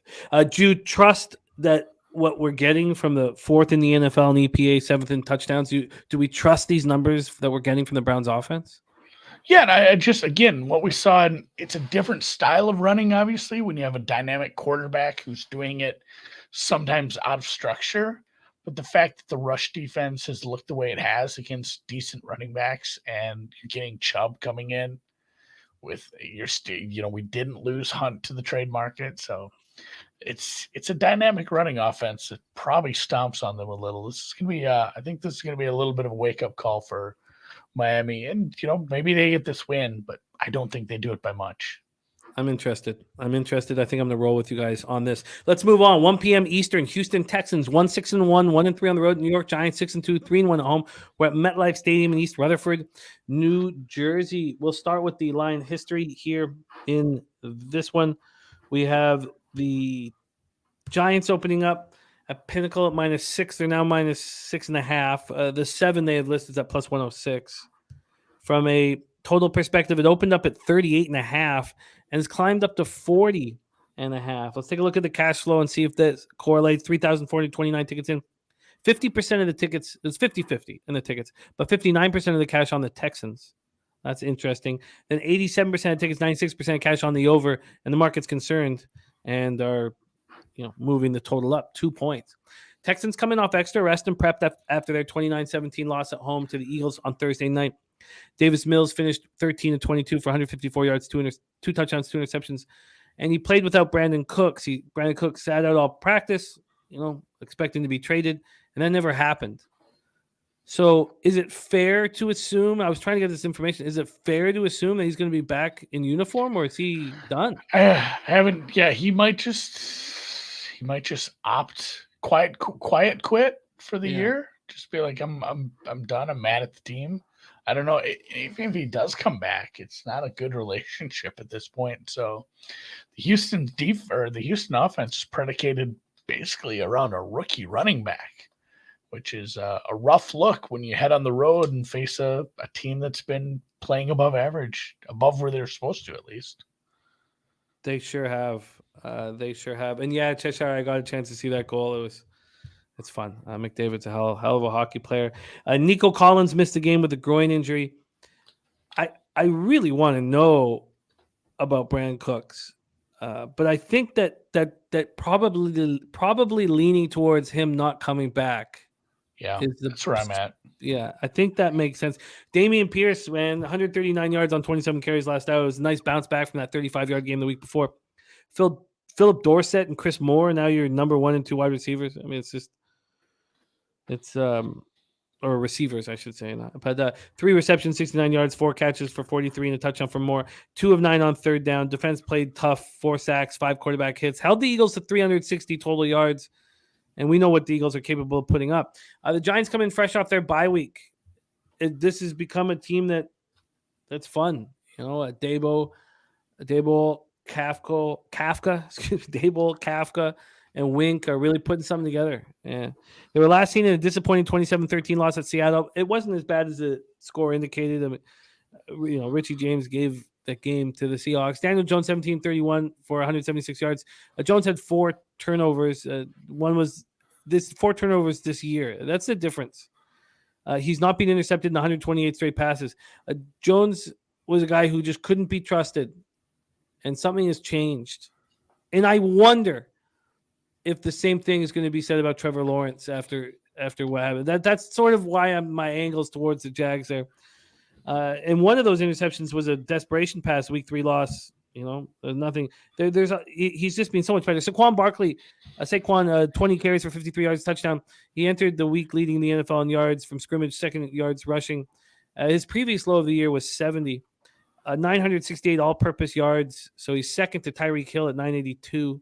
He's on pace for 1,655 rushing yards and 2,057 all-purpose. Darius Slayton caught 5 for 66. Nick Williams got hurt in the first quarter to a biceps injury, and Richie James in concussion protocol. But that's not the big story out of the break. It's Xavier McKinney suffers a hand injury while riding an ATV in Cabo this past week. So this is a third-year safety. He started every game for the Giants this year. 38 tackles, a sack, 4 passes defended, and a forced fumble. Third on the team in solo tackles. So they lose him. The biggest surprise, I don't want to, maybe surprise is not the right word, but Dexter Lawrence has been so good. So good. Just a big dude, but now he's just playing exceptional. 9 total sacks his first 3 years, and he's leading the Giants in sacks right now. He's the 5th graded interior defender from Pro Football Focus in the entire league. 26 total pressures. He used to be just a big body to stop the run. He's now doing everything. The Giants are the first team in NFL history to start 6-1 or better and have each of their first 7 games decided by one possession. And that's coaching. In Giants games so far this year, neither team has reached 30 points. Neither team. That's wild. It's just absolutely wild. What are your thoughts here? Giants coming in off a bye. Are they worthy 6.5 or 7-point favorites? Yeah, I bet them. I bet them minus 6.5. Texans have been horrid on the road. Horrid in, like outside of garbage time. They're not a competitive team when it comes down to it. And yes, the Giants defense, I think that's the only thing keeping this under 7. The Giants defense hasn't been good against the run. But a lot of that, I think, has come where the game plan has been to run because it's been tougher against the pass in some of these games, at least better than we thought they'd be. And yes, the Giants defense is a bad run defense, but the Houston Texans defense is a historically bad run defense. They gave up 300 yards on the ground to Tennessee the other week, and they are going to get Saquoned hard. I know, I'm not a big Daniel Jones guy. He's been better about not giving the game away, at least, not making massive mistakes. And he can do a few things with his legs. I think it's going to be another case of, we're seeing this with some of these quarterbacks where maybe they're not the best passer, Justin Fields, but they can do a few things out of structure with their legs or keeping the play alive. And I played some minus 6.5. I haven't bet the Giants much this year. I bet against them with Seattle. A little fortunate with those punts, those punt returns that were muffed/fumbled. And yeah, this is a spot where I'm willing to say I have the Giants, like 5.5 points better than the Texans on a neutral. And that's just because I've had to downgrade the Texans so much here. They've eclipsed Carolina as my worst power ranked team. And this is one where, I have it over 7 at this point. I can get you the 6.5 at minus 105 for yep, the it's Giants. Fun. It's exactly what I bet. That is the exact bet I took yesterday. Our guy LJ from H-Town, he knows the Texans team inside and out. He says Texans only averaged 9 points on the road.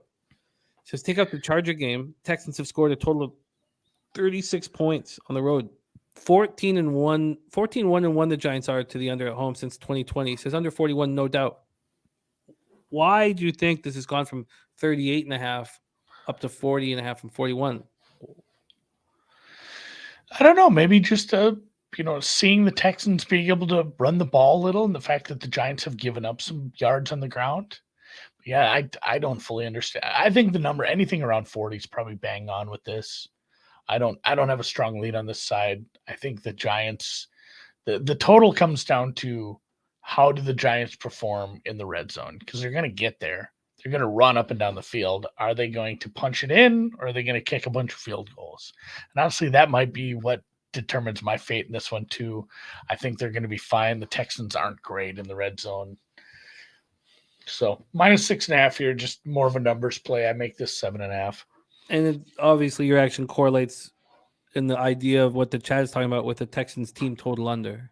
Yeah, they legit might only score in garbage time. I've said that about bad teams before. And yeah, the Texans looked a little squirrely the last time out against the Eagles, at least at first, or they got on the scoreboard, but it's it's not a spot I thought I'd ever back the New York Giants as a big favorite in this year, but my numbers suss this out, and that's where I'm at. So not crazy about this one. Usually the ones I'm not crazy about come through in spades, but we'll see. Yeah, that's also something with Peter Lochak. He said over his career that it's his like B looks that have a much higher ROI than the A ones that he has got all the confidence in. And Terry Walker wondering if New York can be trusted for more than a touchdown. I wonder if that team total of 15.5 is a great spot. The injury to McKinney doesn't seem like Davis Mills is capable of taking advantage of. It's 15.5, the minus 105 at Bet365. It's 15.5 at plus 116. The under 15.5 plus 116 at Pinnacle, which is much, much better number. Mike says Giants suck when favored by 7. They do, but I do think that this is different now with Daboll, Kafka, and Wink. And it's going to be fun to see what they do off the bye. I'm interested in what you are doing here with the Giants as big favorites, and very, very interested. Papa Call says there were 7s out yesterday, but all disappeared. Wouldn't mind just looking at that quickly. Did this move? Let's just pull up. It's been bouncing a little. Why do you think 7 would be? I mean, it's just taking a touchdown with even with a bad team. It's proof some of these big totals haven't looked so good, or these big spreads haven't looked so good for the home favorites. I'm fine taking a team out, and I know the buy is built into this number, and I have that built into mine as well. But taking a team with a good coaching staff off a buy is never a bad look for me. All right, let's roll on. We're going to roll on to the Steelers game. Steelers off of the bye, and the weather's pretty much the same in the Northeast states here. It's like 37 to 41 Fahrenheit, and the wind is a non-issue. Let's talk about the line with Saints, Steelers. Saints 3-6, 1-2 on the road. Steelers 2-6, 1-2 at home at Acrisure Stadium, Pittsburgh, Pennsylvania. We're going to go over to the line history here with this one. The Saints really surprised me last night with how putrid they looked. Steelers open up plus 2.5, minus 106. They're now plus 2.5, minus 109. From a total standpoint, open up at 41. It's now down to 40. We go over to the cash here in this one. We have 3,215 tickets in, 45% of the tickets and 58% of the cash on the Saints. And then 83% of tickets, 99% cash on the under. Saints on a short week after that ugly 27-13 loss at home to the Ravens last night. They were just beaten in every facet of the game by a Ravens team missing a bunch of offensive starters, missing Mark Andrews, missing Gus Edwards, missing Bateman. It was shocking. Ravens went 9 of 15 from third down. Saints were 3 of 11 on third down. Saints had season lows with 243 yards and 13 first downs. That's all they had. Baltimore had the ball for 37 minutes and 47 seconds of the game. Andy Dalton was 19 of 29 for 210 yards, 1 touchdown, 1 interception. He looked awful. Olave was the only one who looked dangerous. Watching Alvin Kamara struggle was, I wasn't sure what he was going to do, how he was going to play. There was a very close friend that died on Thursday in Houston from Migos, and I wondered. I just didn't know. I didn't know what he was going to do, and he was terrible. His lowest output in the last 5 games, ran 9 times for 30 yards, caught 3 passes for 32 yards. They could do nothing. The first 4 possessions for the Saints ran 13 plays because they were just doing absolutely nothing. It was just horrific. It couldn't have been any worse. They lose Eric McCoy, their center, helped off the field with the calf injury. They didn't practice today, so we don't know. Pete Werner carted the locker room in the third quarter with the ankle injury, and then Marcus Davenport left in the second half with a calf injury. So here you have a team on a short week, and I know that you don't want to sell low, but they looked awful. They looked beaten up, and they looked awful. And then you have a Steelers team where we expect TJ Watt to be back on the field, coming in off a bye. Their defense has been so bad, but they're going to have William Jackson, Kazi's going to be back, and TJ Watt's going to be back. The Steelers coming in fresh off a bye week. They were last seeing that ugly 35-13 beatdown at the Eagles. Pickett 25 of 38 for 191 yards in a pick, lost a fumble. The defense couldn't get any stops, but is that going to change here? I can't wait to hear your breakdown. There's so many moving parts in this game. Saints, Steelers, take it away. Yeah, had this under Monday. Short week for the Saints. It finally seems to caught up to them a little, the Andy Dalton experience. It was okay for a few weeks, but man, they could get nothing going, and it's maybe the wide receiver injuries / Kamara playing with a little bit of a heavy heart there, and Andy Dalton just kind of generally sucking. It looked pretty rough at times. And I mean, I bet him to throw an interception as one of the props, and it took long enough. He was dying to throw one, it seemed like. can't be backing the Saints as a road favorite right now, the way this offense looks with Lattimore, MIA for a long while here. But man, even with extra rest, the quarterback situation is just as bad in Pittsburgh. He hasn't been good. He's been very careless with the ball. And yes, a lot of the interceptions have been in very negative game states where he's forced to get a little more aggressive and has to throw, some maybe some dangerous passes. But yeah, I want no part of this game, Jimmy. I have two offenses I absolutely can't trust, and a couple of defenses that are now missing some of their best pieces. Just no thanks whatsoever on this one. I mean, this is two completely untrustworthy teams. If I had to lean anything, it'd be the Saints. If you just said, hey, all things being equal, but laying points with them on the road is just a big no thanks. So, yeah, and as somebody's pointing out, Gerald Jones in the chat says, decent teaser piece for the Steelers. Yeah, in what world do I see the Saints?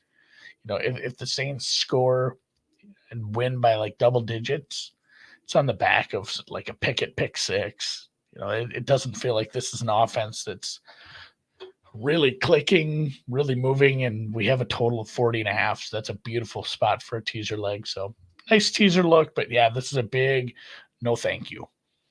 Do you expect TJ Watt to play? I haven't really seen one way or the other.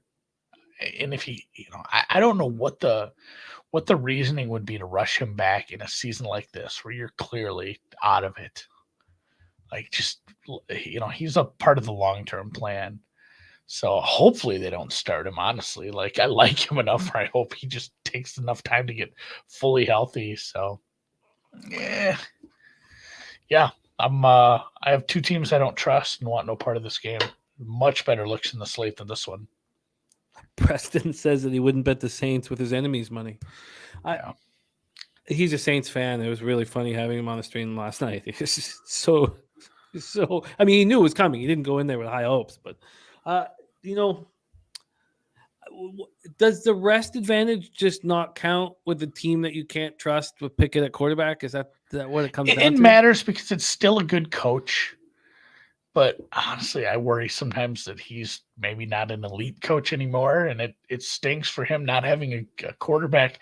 And yeah, I know Ben wasn't good towards the end of his career, but just having a good, reliable quarterback for 15 years and then drafting all those good wide receivers, it made it look easy for Tomlin. He's always had good defensive pieces, good coordinators. So, it's just not a team I trust right now. And the bye's baked into the numbers. They should probably be a 3-point dog to a lot of teams here, and it's not a spot I want to back either side. Brady said, I said last week the Ravens were going to thrash the Saints. This is the week you bet them. He says, where's the money shaping up? It looks like the early sharp money is on the Saints. 45% of the tickets, 57% of cash. I was hoping that I would be led towards the Steelers, but I knew that obviously I have a bias from what I saw last night, and that was the Saints play as bad as they could possibly play. All right, there you go. Saints, Steelers, no action here from us. We move on to afternoon action. What a train wreck for football game this one is. 4:05 p.m. Eastern. Indianapolis Colts 3-5-1, 1-3-1 on the road at the Las Vegas Raiders 2-6, 2-1 at home. Allegiant Stadium at Las Vegas, Nevada. And you called this. You told us that was the reason why Ellinger was in, and that Reich was about to be let go, and that's the case. Raiders opened up -5.5. They moved to -6, and then they moved to -6.5. From a total standpoint, it opened up at 43. At the pick'em, it's now -115 to the under, which means it's probably moved to 42.5 at most books. When we go over to the cash flow in Colts Vegas, we have 3,165 students in. Sorry, I was looking at I just asked a student about infinite regressive policy from Cheshire. We have 3,165 tickets in. 75% of the tickets, 84% of the cash on the Raiders. Then we have 79% of tickets, 98% of cash on the under. Colts come in off a 26-3 loss in New England. That was the final draw and costing Frank Reich his job. Jeff Saturday, the Colts great, has been picked to come in. So this is trusting less experienced coaches with the enormous responsibility thing again that we're seeing here. He has picked his play caller. So they fired Marcus Brady after week 8. Now the play caller will be Parks Frazier.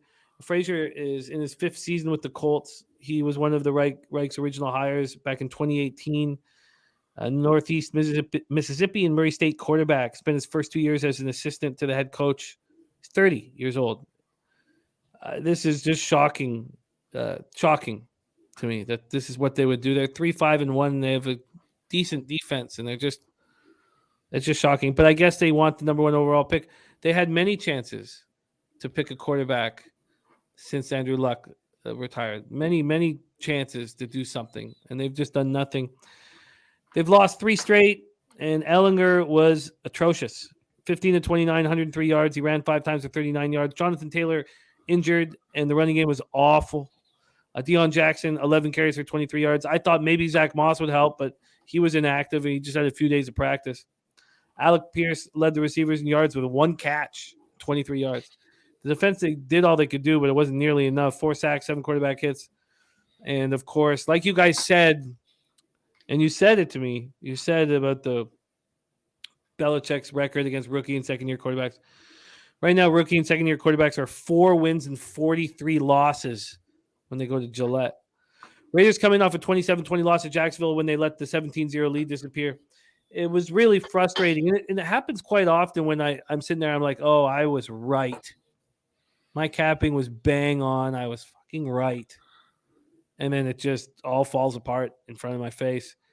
17-0, they were up after 20 minutes, 20-7 at halftime. They've now lost 3 games this season when they've led by 17. If that's not a coaching problem, I mean, Carr was 21-36 for 259 yards, 2 touchdowns.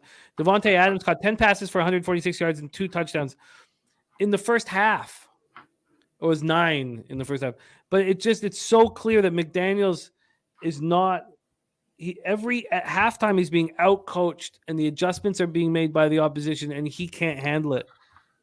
He was targeted 8 times in the second half and caught 1 of them. I thought he was targeted 5, but 8. Jacobs ran 17 times for 67 yards. Las Vegas' final 5 drives, 3 punts, a turnover on downs, and a fumble. The defense couldn't get stops when it mattered. 0 sacks, 4 quarterback hits. Divine Diablo injured his right forearm. He's done for at least 4 games. He's on the injured reserve. He's being replaced by Sidney Jones, who they just signed. He was released from the Seahawks, cleared waivers. So Sidney Jones comes in. I don't think he'll start right away. Blake Martinez replaced Diablo.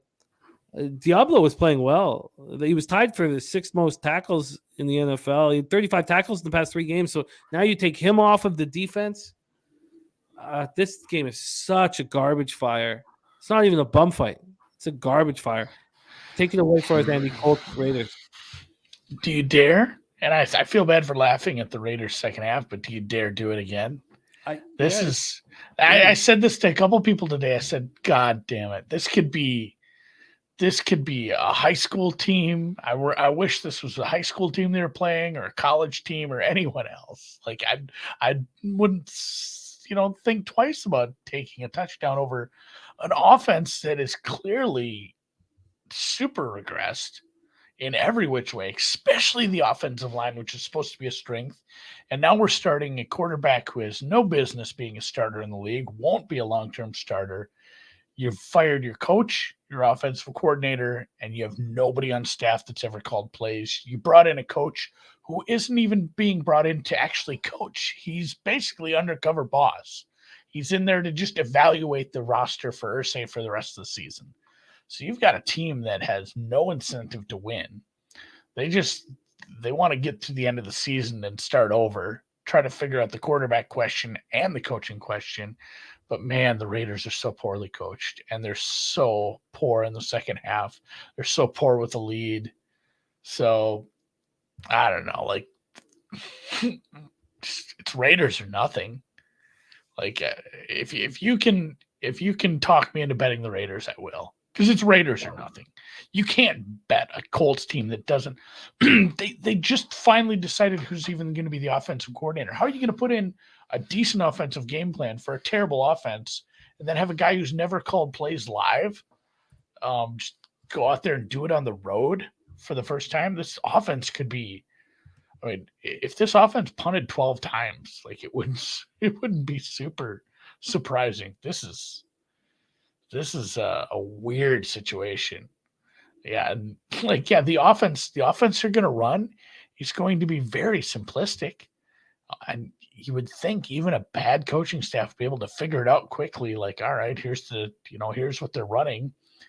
So it's so hard because it's the Raiders, and they've struggled. I like how they've gotten Adams involved,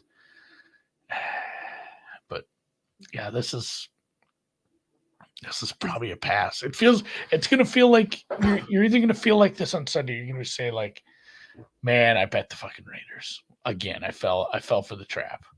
Or you're going to say, whoa, I missed the opportunity of a lifetime when the Raiders are up 24-0 in the third quarter and the Colts have like 7 yards of offense. It could just be a Colts team total under 17.5 or wherever they're going to end up at. Sitting with this now all day and, trying to get information on, what Saturday was going to do. I guess where I'm at now is I think that this is a gift. I think that the Raiders, should be bet first half and full game.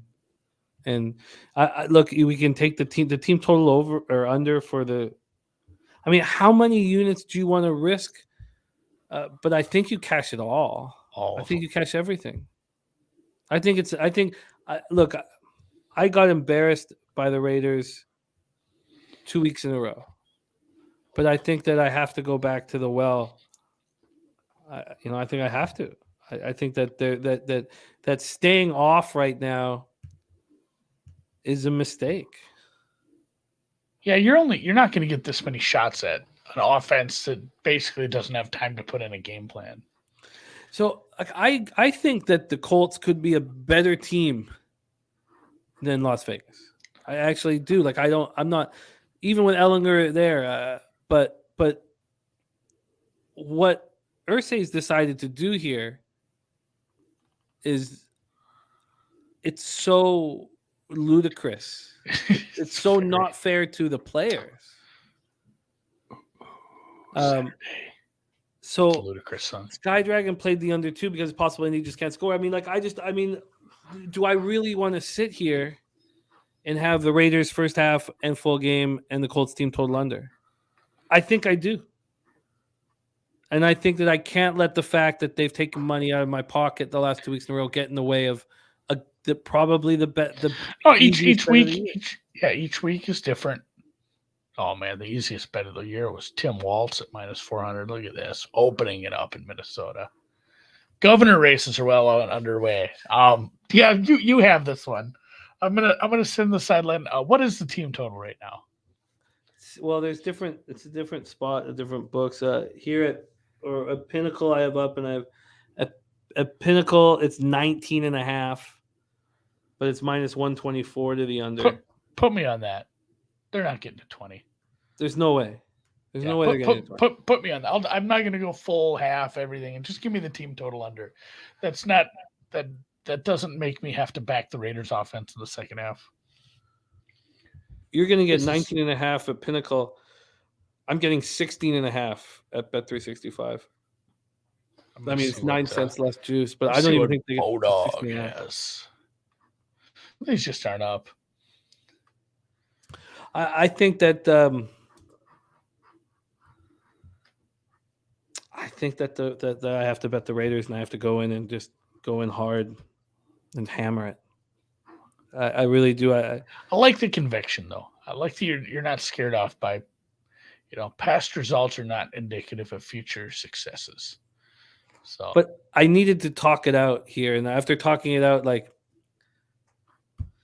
I'm gonna go for no. I think the Raiders beat them badly, and maybe after a few weeks, Parks Frazier and gets on the same page with Ellinger and Jeff Saturday and whatever. All right, that's gonna have to happen. God, I can't believe I'm doing this. Okay, let me just write these notes here. And then Colts team total under. Wow. Shocking. Who would have thought after the horrific garbage they've sent me through the last 2 weeks? All right, we move on. 4:25 p.m. Eastern. Dallas Cowboys 6-2, 2-1 on the road at the Green Bay Packers 3-6, 2-2 at home. Lambeau Field, Green Bay, Wisconsin. Cowboys coming fresh off their bye week. This is a very good football team. A very, very good, dangerous football team. Let's start with the line history here. The Cowboys open up as 4-point favorites. They're now 5-point favorites. Again, this is at Pinnacle. From a totals perspective, it opened up at 43.5 and it's dropped to 42.5. We go over to the cash flow here. Here we go. We have 4,198 tickets in. 20% of the tickets on the Packers and 36% of the cash. But market's moving towards the Cowboys. 55% of the tickets and 94% of the cash on the under. Slatsy said, I grabbed Cowboys -3 Sunday evening as soon as I saw the Green Bay game. Rodgers playing like garbage and garbage that doesn't care. McCarthy revenge game. How bad does he want this? Cowboys cover, says Slatsy. Good job grabbing the 3, Slatsy. Good work. So the Cowboys were last seen that wild 49-29 home beatdown of the Bears. The Cowboys scored touchdowns on their first 4 possessions. That's the first time they've done that since 2014. Dak 21-27 for 250 yards, 2 touchdowns, interception. Second game back after missing 5 with a fractured right thumb. He looks really good. Dallas was 30th in the NFL in third down conversions. They got their first 6 third down conversions on 4 TD drives. They finished 9 of 11 on third down. They had by far their best game with total yards, 442. Tony Pollard ran 14 times for 131 yards, 3 touchdowns. Zeke Elliott dealing with a right knee injury. CeeDee Lamb, 5 catches for 77 yards. Schultz, 6 catches for 74 yards. Anthony Barr injured his left hamstring. And Damon Clark came in and replaced him. And, of course, he had the spinal fusion surgery. This is a really good football team. Packers coming off their 5th straight loss, an ugly 59 setback in Detroit. Lost 5 straight for the first time since 2008, Rodgers' first year as a starter. Rodgers 23 of 43 for 291 yards, a touchdown, 3 picks. Also ran 40 times for 40 yards. 3 interceptions for the 5th time in his career. The running game did not look good. A.J. Dillon ran 11 times for 34 yards. And Aaron Jones had 9 carries for 25 yards and left the game with an injury. Lazard caught 4 for 87. I mean, this team is in big trouble. The defense was strong despite not getting a sack. 3 quarterback hits. Jair Alexander had an interception. And so Romeo Doubs out with an ankle injury. Aaron Jones injured his ankle, but he's supposed to be good to go this week. Eric Stokes dealing with a knee and ankle injury, and they haven't given us an update. But they did tell us that there was a high level of concern, which tells me that Stokes won't be in the lineup. Rashawn Gary, the Packers team leader in sacks, done for the year with a torn ACL. Christian Watson has been cleared from concussion protocol. He will be back. Linebacker Chris Barnes, concussion is in concussion protocol. And, of course, Devondre Campbell inactive. Is this Packers team just going to lose out? Is that how Rodgers finishes up his career? They lose really? Yeah. Do you remember when they had that season, I don't know, 4 years ago, 5 years ago, where they started I think they were like 4-6, and he, relax, and they won out, and he really balled out, and he had good receivers that year too. That was a big thing. I bet this. I'll grade it at the 5. This is good to 7. Like I've had to downgrade both sides of the Green Bay team so far at this point. I don't know. Like I will pay to see Aaron Rodgers play well, I guess. So give me a Dallas 5. I'll grade it at whatever. I took an earlier number. I'm on the Cowboys here. These are all dead numbers in here. I'm probably gonna add some more and sell this to like 6.5. It's on the road. I get it. My numbers make this fair, but just the eye test, how the defense has played, how bad the defense has been against much worse offenses, how well this Dallas Cowboys offense has looked, even with Zeke, especially with Zeke out, maybe better with Zeke out. And I know Pollard isn't ever going to be a guy who you're going to want to give 30 carries to. They still are going to split it up, but him getting the first carries is almost better. Dak is fine. He's, it's going to take him a few weeks to get fully back, but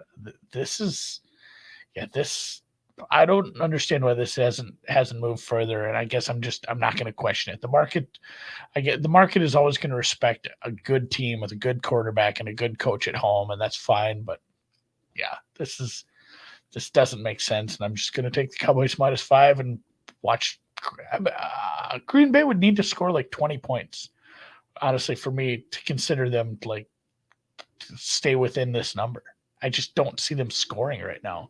Dallas's defense isn't electric, but they have some electric pieces. And, you're going to end up with some drives that have 3rd and 17s because you're on your back with the defensive player of the year on your face. So, yeah, Cowboys. I get why sometimes you just have to not overthink a situation. How does the Rashawn Gary injury not? It's just a defensive player. It's hard to move like a number on that, but he's like their only good defensive player right now. And I mean, he was a guy that if he was playing for a better team and a better defense, he would be getting defensive player of the year recognition before the injury. He was great. He was so good. And that takes a bad defense and makes it really, really stink. So I think Dallas gets what they want. 31-17 Cowboys. So you don't like the under? And Green Bay, if they get to 17, that's the respect I'll give them for being a good team for all this years.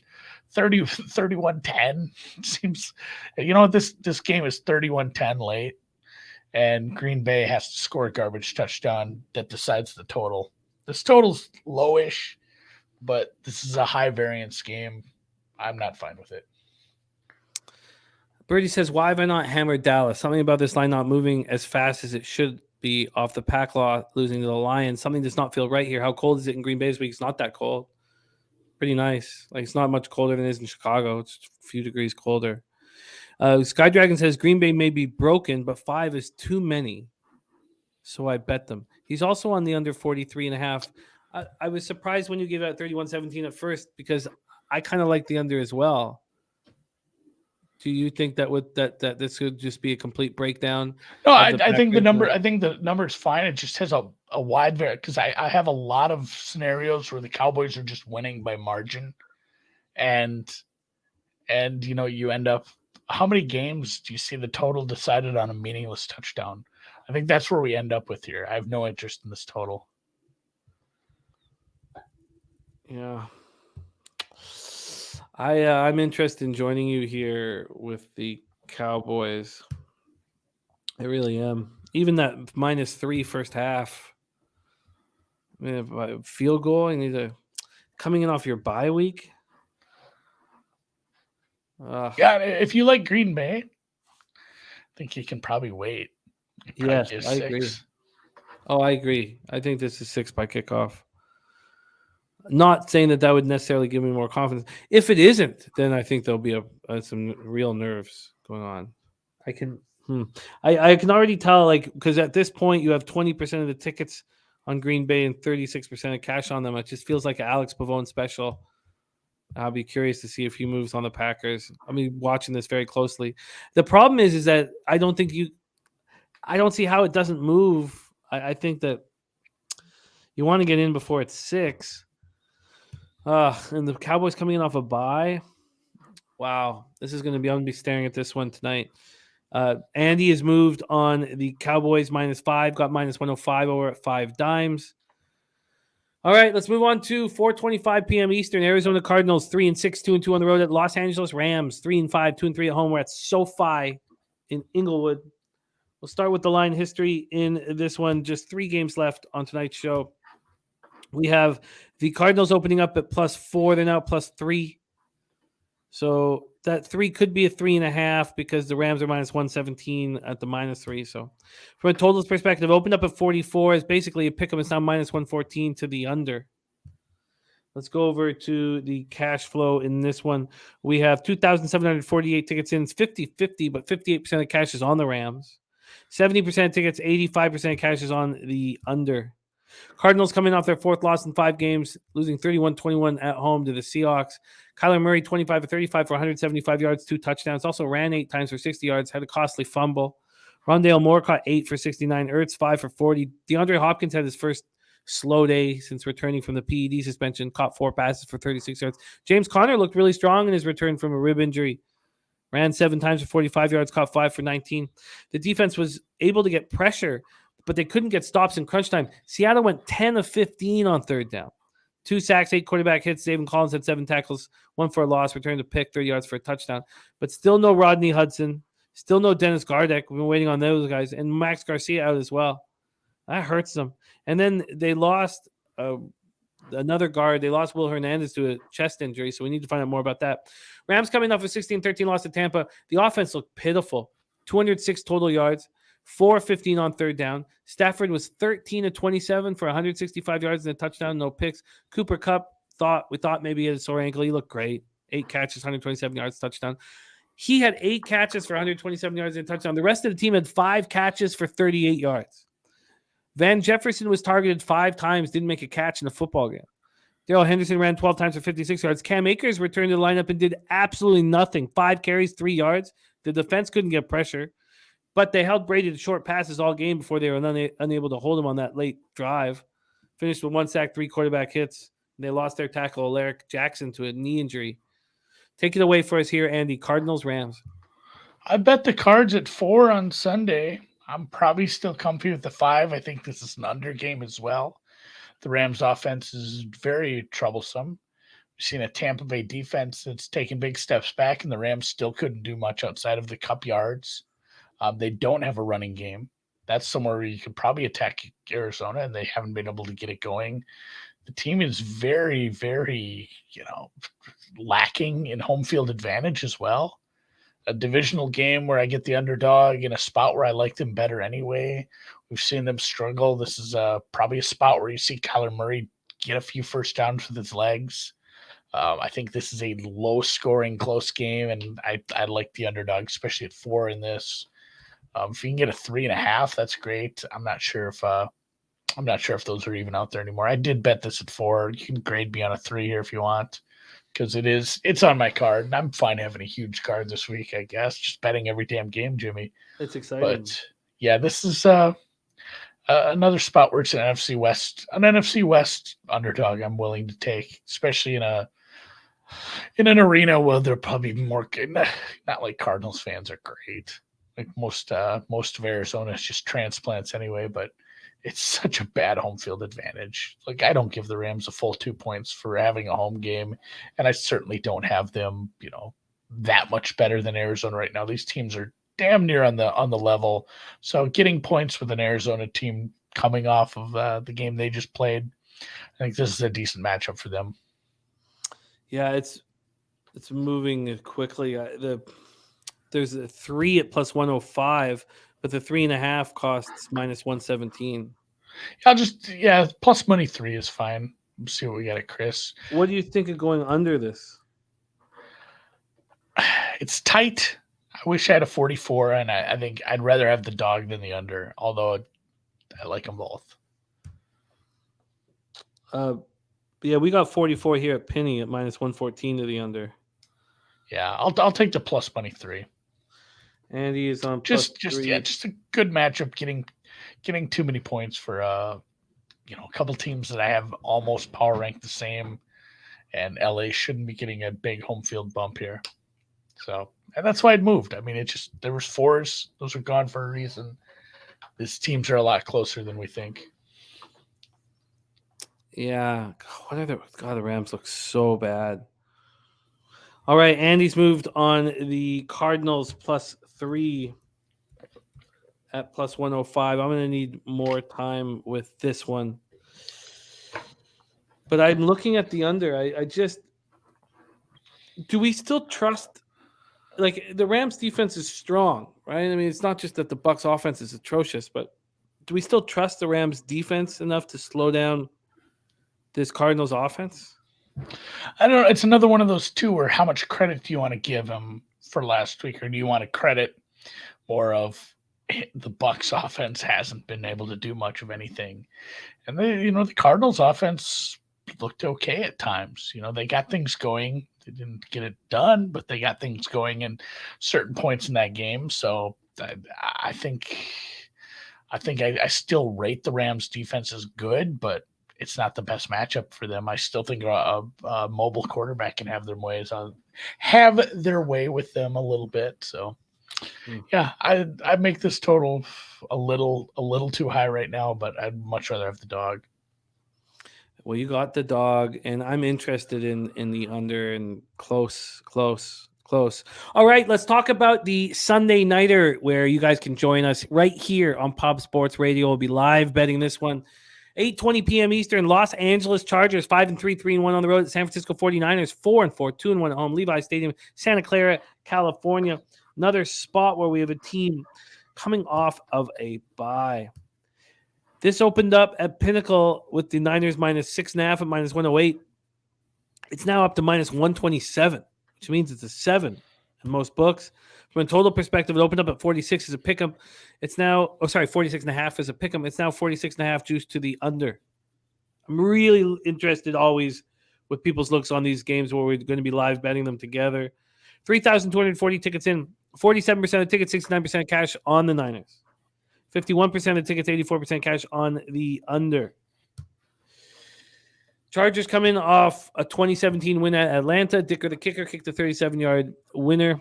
Game-ending field goal just 3 days after being signed as a free agent. They survived that fumble by Eckler that Taquan Graham picked up and then fumbled himself. It was just wild.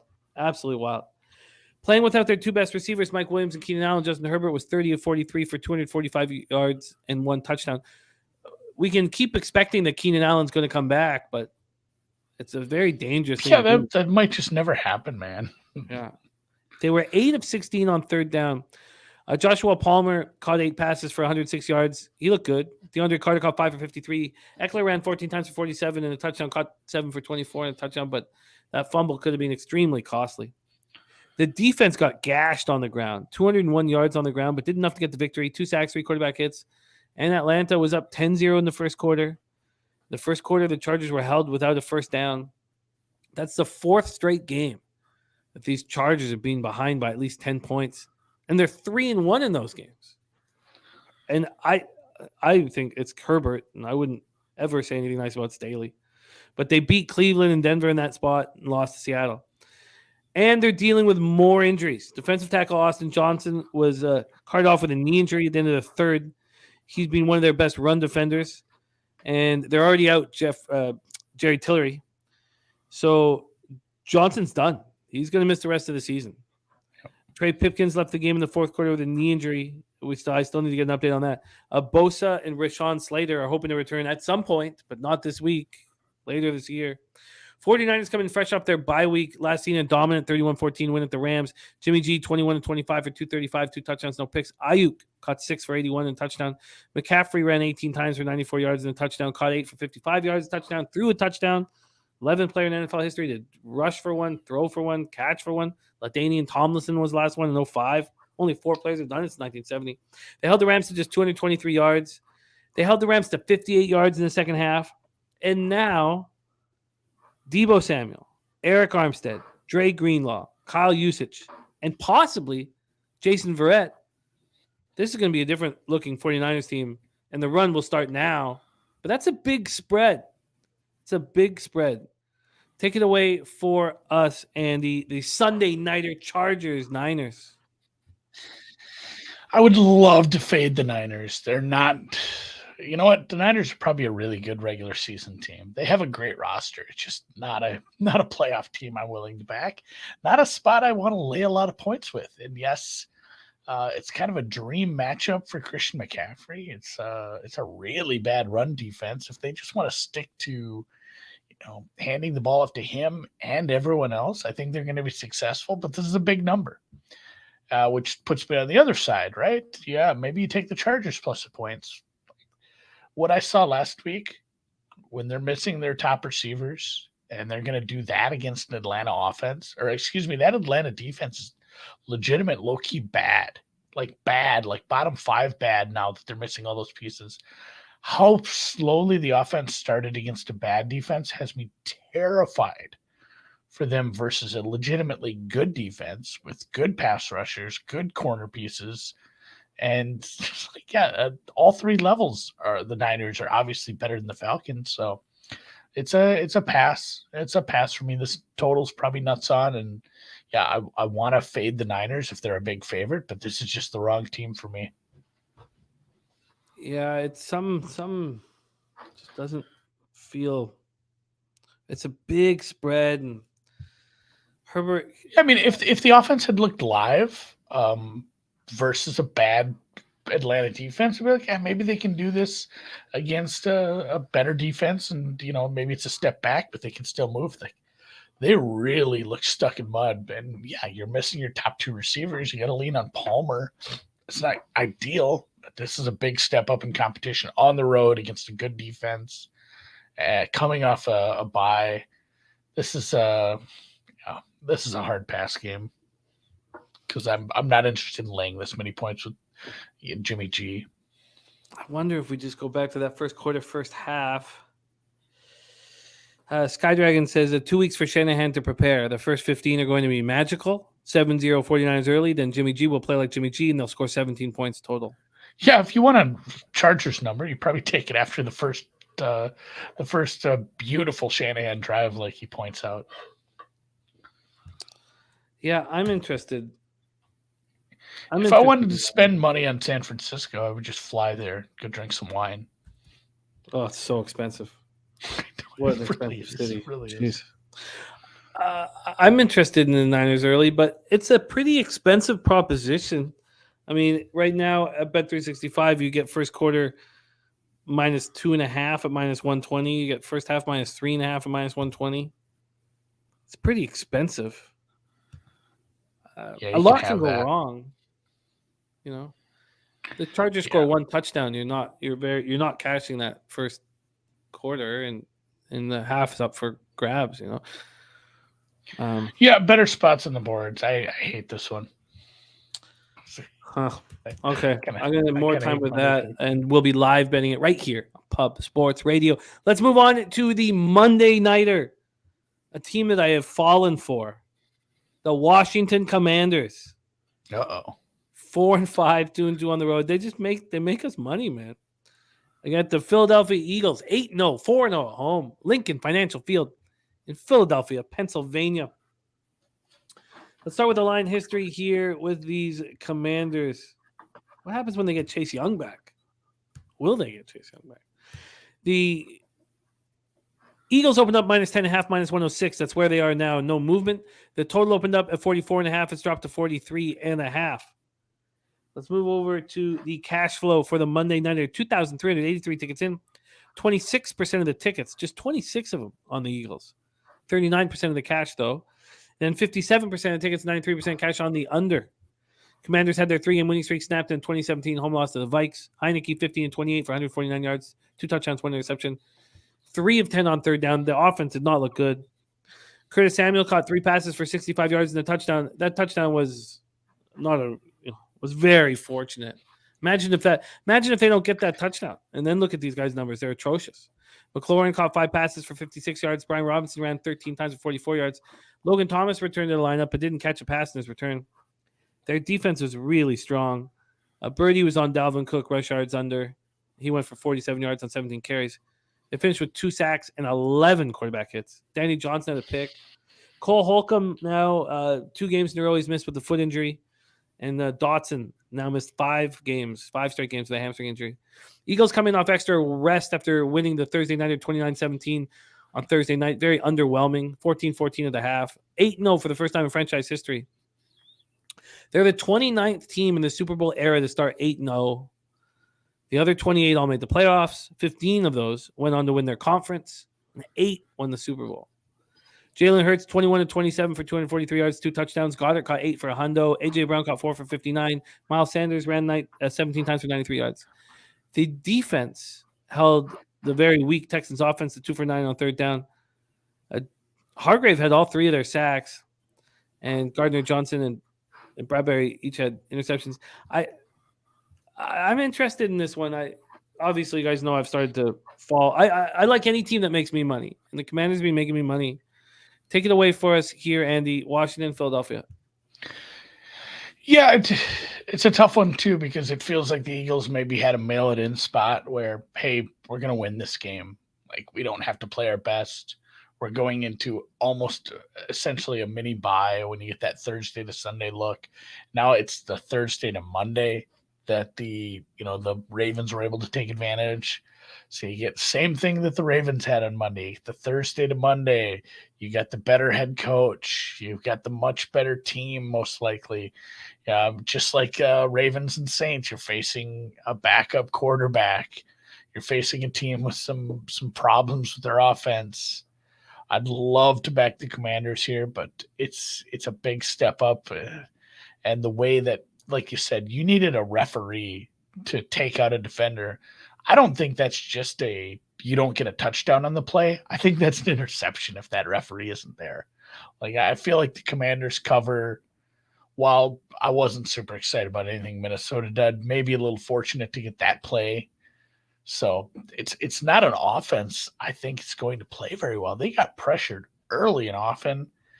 That said, that's a lot of points. Like if you did the hey, here's $500, I'd bet the Commanders in a heartbeat.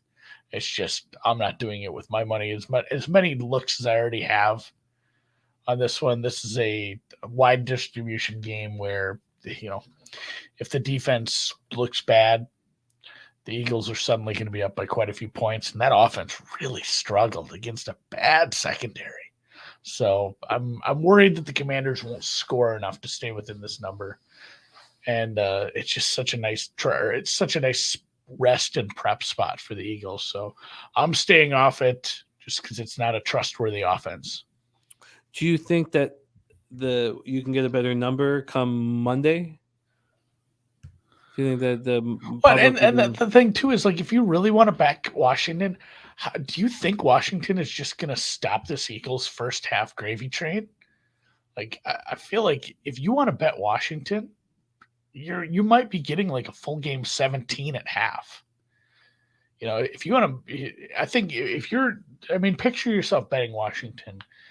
Do you think this is just a competitive game, or do you think Washington is able to just stay within 10 because they're scoring some non-competitive scores late in the second half? Like if that's part of that handicap, you might be better off just taking them at halftime anyway. So this is a stay away game for me, and just it's such a nice travel and rest spot for a good team with a good quarterback, and they offer a lot more than even Kirk Cousins dancing on the plane. But man, Jalen Hurts is better than Kirk Cousins. Yeah, there's no doubt about it. 11 now. Heineke's not going to give up either. So I would never make a bet thinking, oh, this is going to be a backdoor special. That's just a losing way of. I mean, when you have double digits, though, a lot of them, that is the thing, because the Eagles, if it's late in the game, there's no incentive to win by 10 on the last drive. Like that defense is, here it is. Like whatever, backdoor's wide open, guys. Like especially even if they're up, let's say they're up by 10, there's no incentive to like stop them and get the ball back if it's a very or there's no incentive to go down and drive and score and turn that into a 17-point lead if there's like 3-4 minutes left. That's hey, let's get a couple first downs and kneel on it like we saw last night. So it's a tough one, and I'm staying off the Monday night one completely. All the big bets have come in on the under so far. It's gone from 44.5 to 43.5. Do you agree with that move? Yeah, I mean the Commanders' offense, like I said, they looked bad against a bad Minnesota secondary, and this is a tougher defense. So that's again where I'm worried about the Commanders. I think if they cover a big number, it's going to have to be some touchdowns in quote unquote garbage time. Well, I can't wait to live bet both these games. I think they're going to be really fun. Obviously, I'm a Niners fan, but I want in on Washington. If Eagles go down and score a touchdown, you get a nice giant number. I'd be very interested in. And I'm interested in the under. Put a bow on this show. We got to put a bow on this show. I know we've gone long, but is the Commanders' defense real? I mean, we know they stopped the run. I mean, what they did to Dalvin Cook was really impressive. And the Eagles love to run the ball. What do you do, just to put a bow on this game? What are your thoughts on the Commanders' defense? It's okay, but I really think it can be beat through the air. And I think you have a smart enough coaching staff where they know that's like, maybe we don't run into the teeth of this defense and give them more of an aerial attack, give them more some outside, zone runs, give them some schemed quarterback runs, stuff that they haven't been stopping as well. It's a smart team. I worry that smart teams don't play into the strengths of other teams. They play around them. Again, for the millionth time, I'll reference the Belichick game against the Vikings, where with the Minnesota had an all-world run defense, and they ran the ball like 4 times. Just they threw it like 50 times. Even in neutral game states, they're just like, well, we're just going to throw every down. If we can't run against you, why should we even do it? Yeah, just don't. The good teams don't waste downs. Oh, this is going to be fun. Thank you guys all so much for hanging with us. A lot of you guys ran with us for the entire show. It means a ton to us here at Pub Sports Radio. Let's review all action. Andy's locked and loaded this week, but we both stayed away from the Thursday night garbage fire, Falcons, Panthers. It would be a fun game. Like, I have so much fun live betting with you guys, pouring a couple stiff beverages, live betting. I think that Thursday night will still be fun. But pregame, we want nothing to do with it. Andy gets his card started with the Seahawks money line at plus 130. I have interest on the under in Seattle, Tampa. Then we have nothing for us in Vikings, Buffalo. But I want in on Buffalo. I need to find a way in. I want in. Andy's on the over 48 and minus 107 in Detroit, Chicago. I find it very interesting, and I will be staring at it all night. Then Andy's on the under 39 at minus 105 in Denver, Tennessee. I'm betting the Broncos and the under, betting them tonight. Then can I get 10 or more on the Jags? I'd be interested if I can. We'll wait and see there.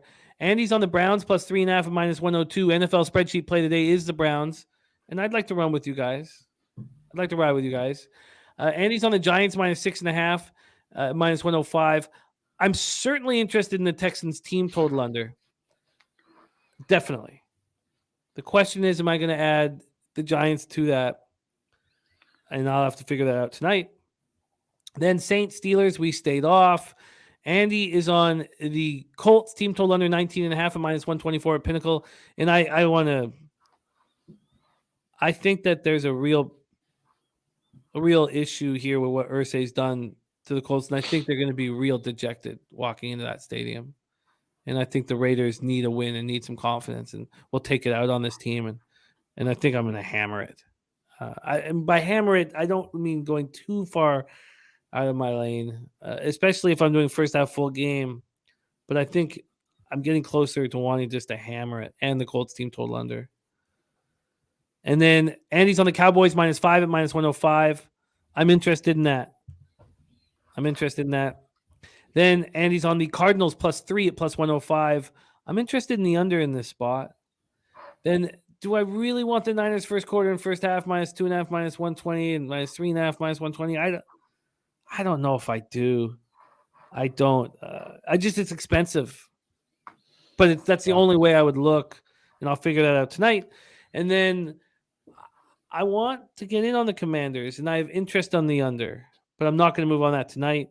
And that is your Week 10 breakdown. Every single game broken down. Thank you guys all so much for rolling with us. Cheshire Cat, Terry Walker, Saturated, Danny Lopez, Slatsy, Birdie, Damon Santori, Pie Guy, Harold Williams, Jeff Arp. What a great group. Sky Dragon, AJ 1337. A lot of good work done today. Harold Williams, Terry Walker. Thank you guys for supporting us here at Pub Sports Radio. We had a great first half, the best first half I've ever had. So let's just keep those winners going in, rolling in. You can always see and find Andy at BetSperts. So check him out over at BetSperts. He's also the star of the Deep Dive podcast alongside the Whale Capper. Andy, my man, any last words before we? I got a whale in my shirt today. I'm wearing a Vineyard Vines looking thing. So, you just get that fucking money. I did the thing like you do. I like that. Let's close on that one. Give us that one more, and then we'll get Jose to close on it. Fucking money.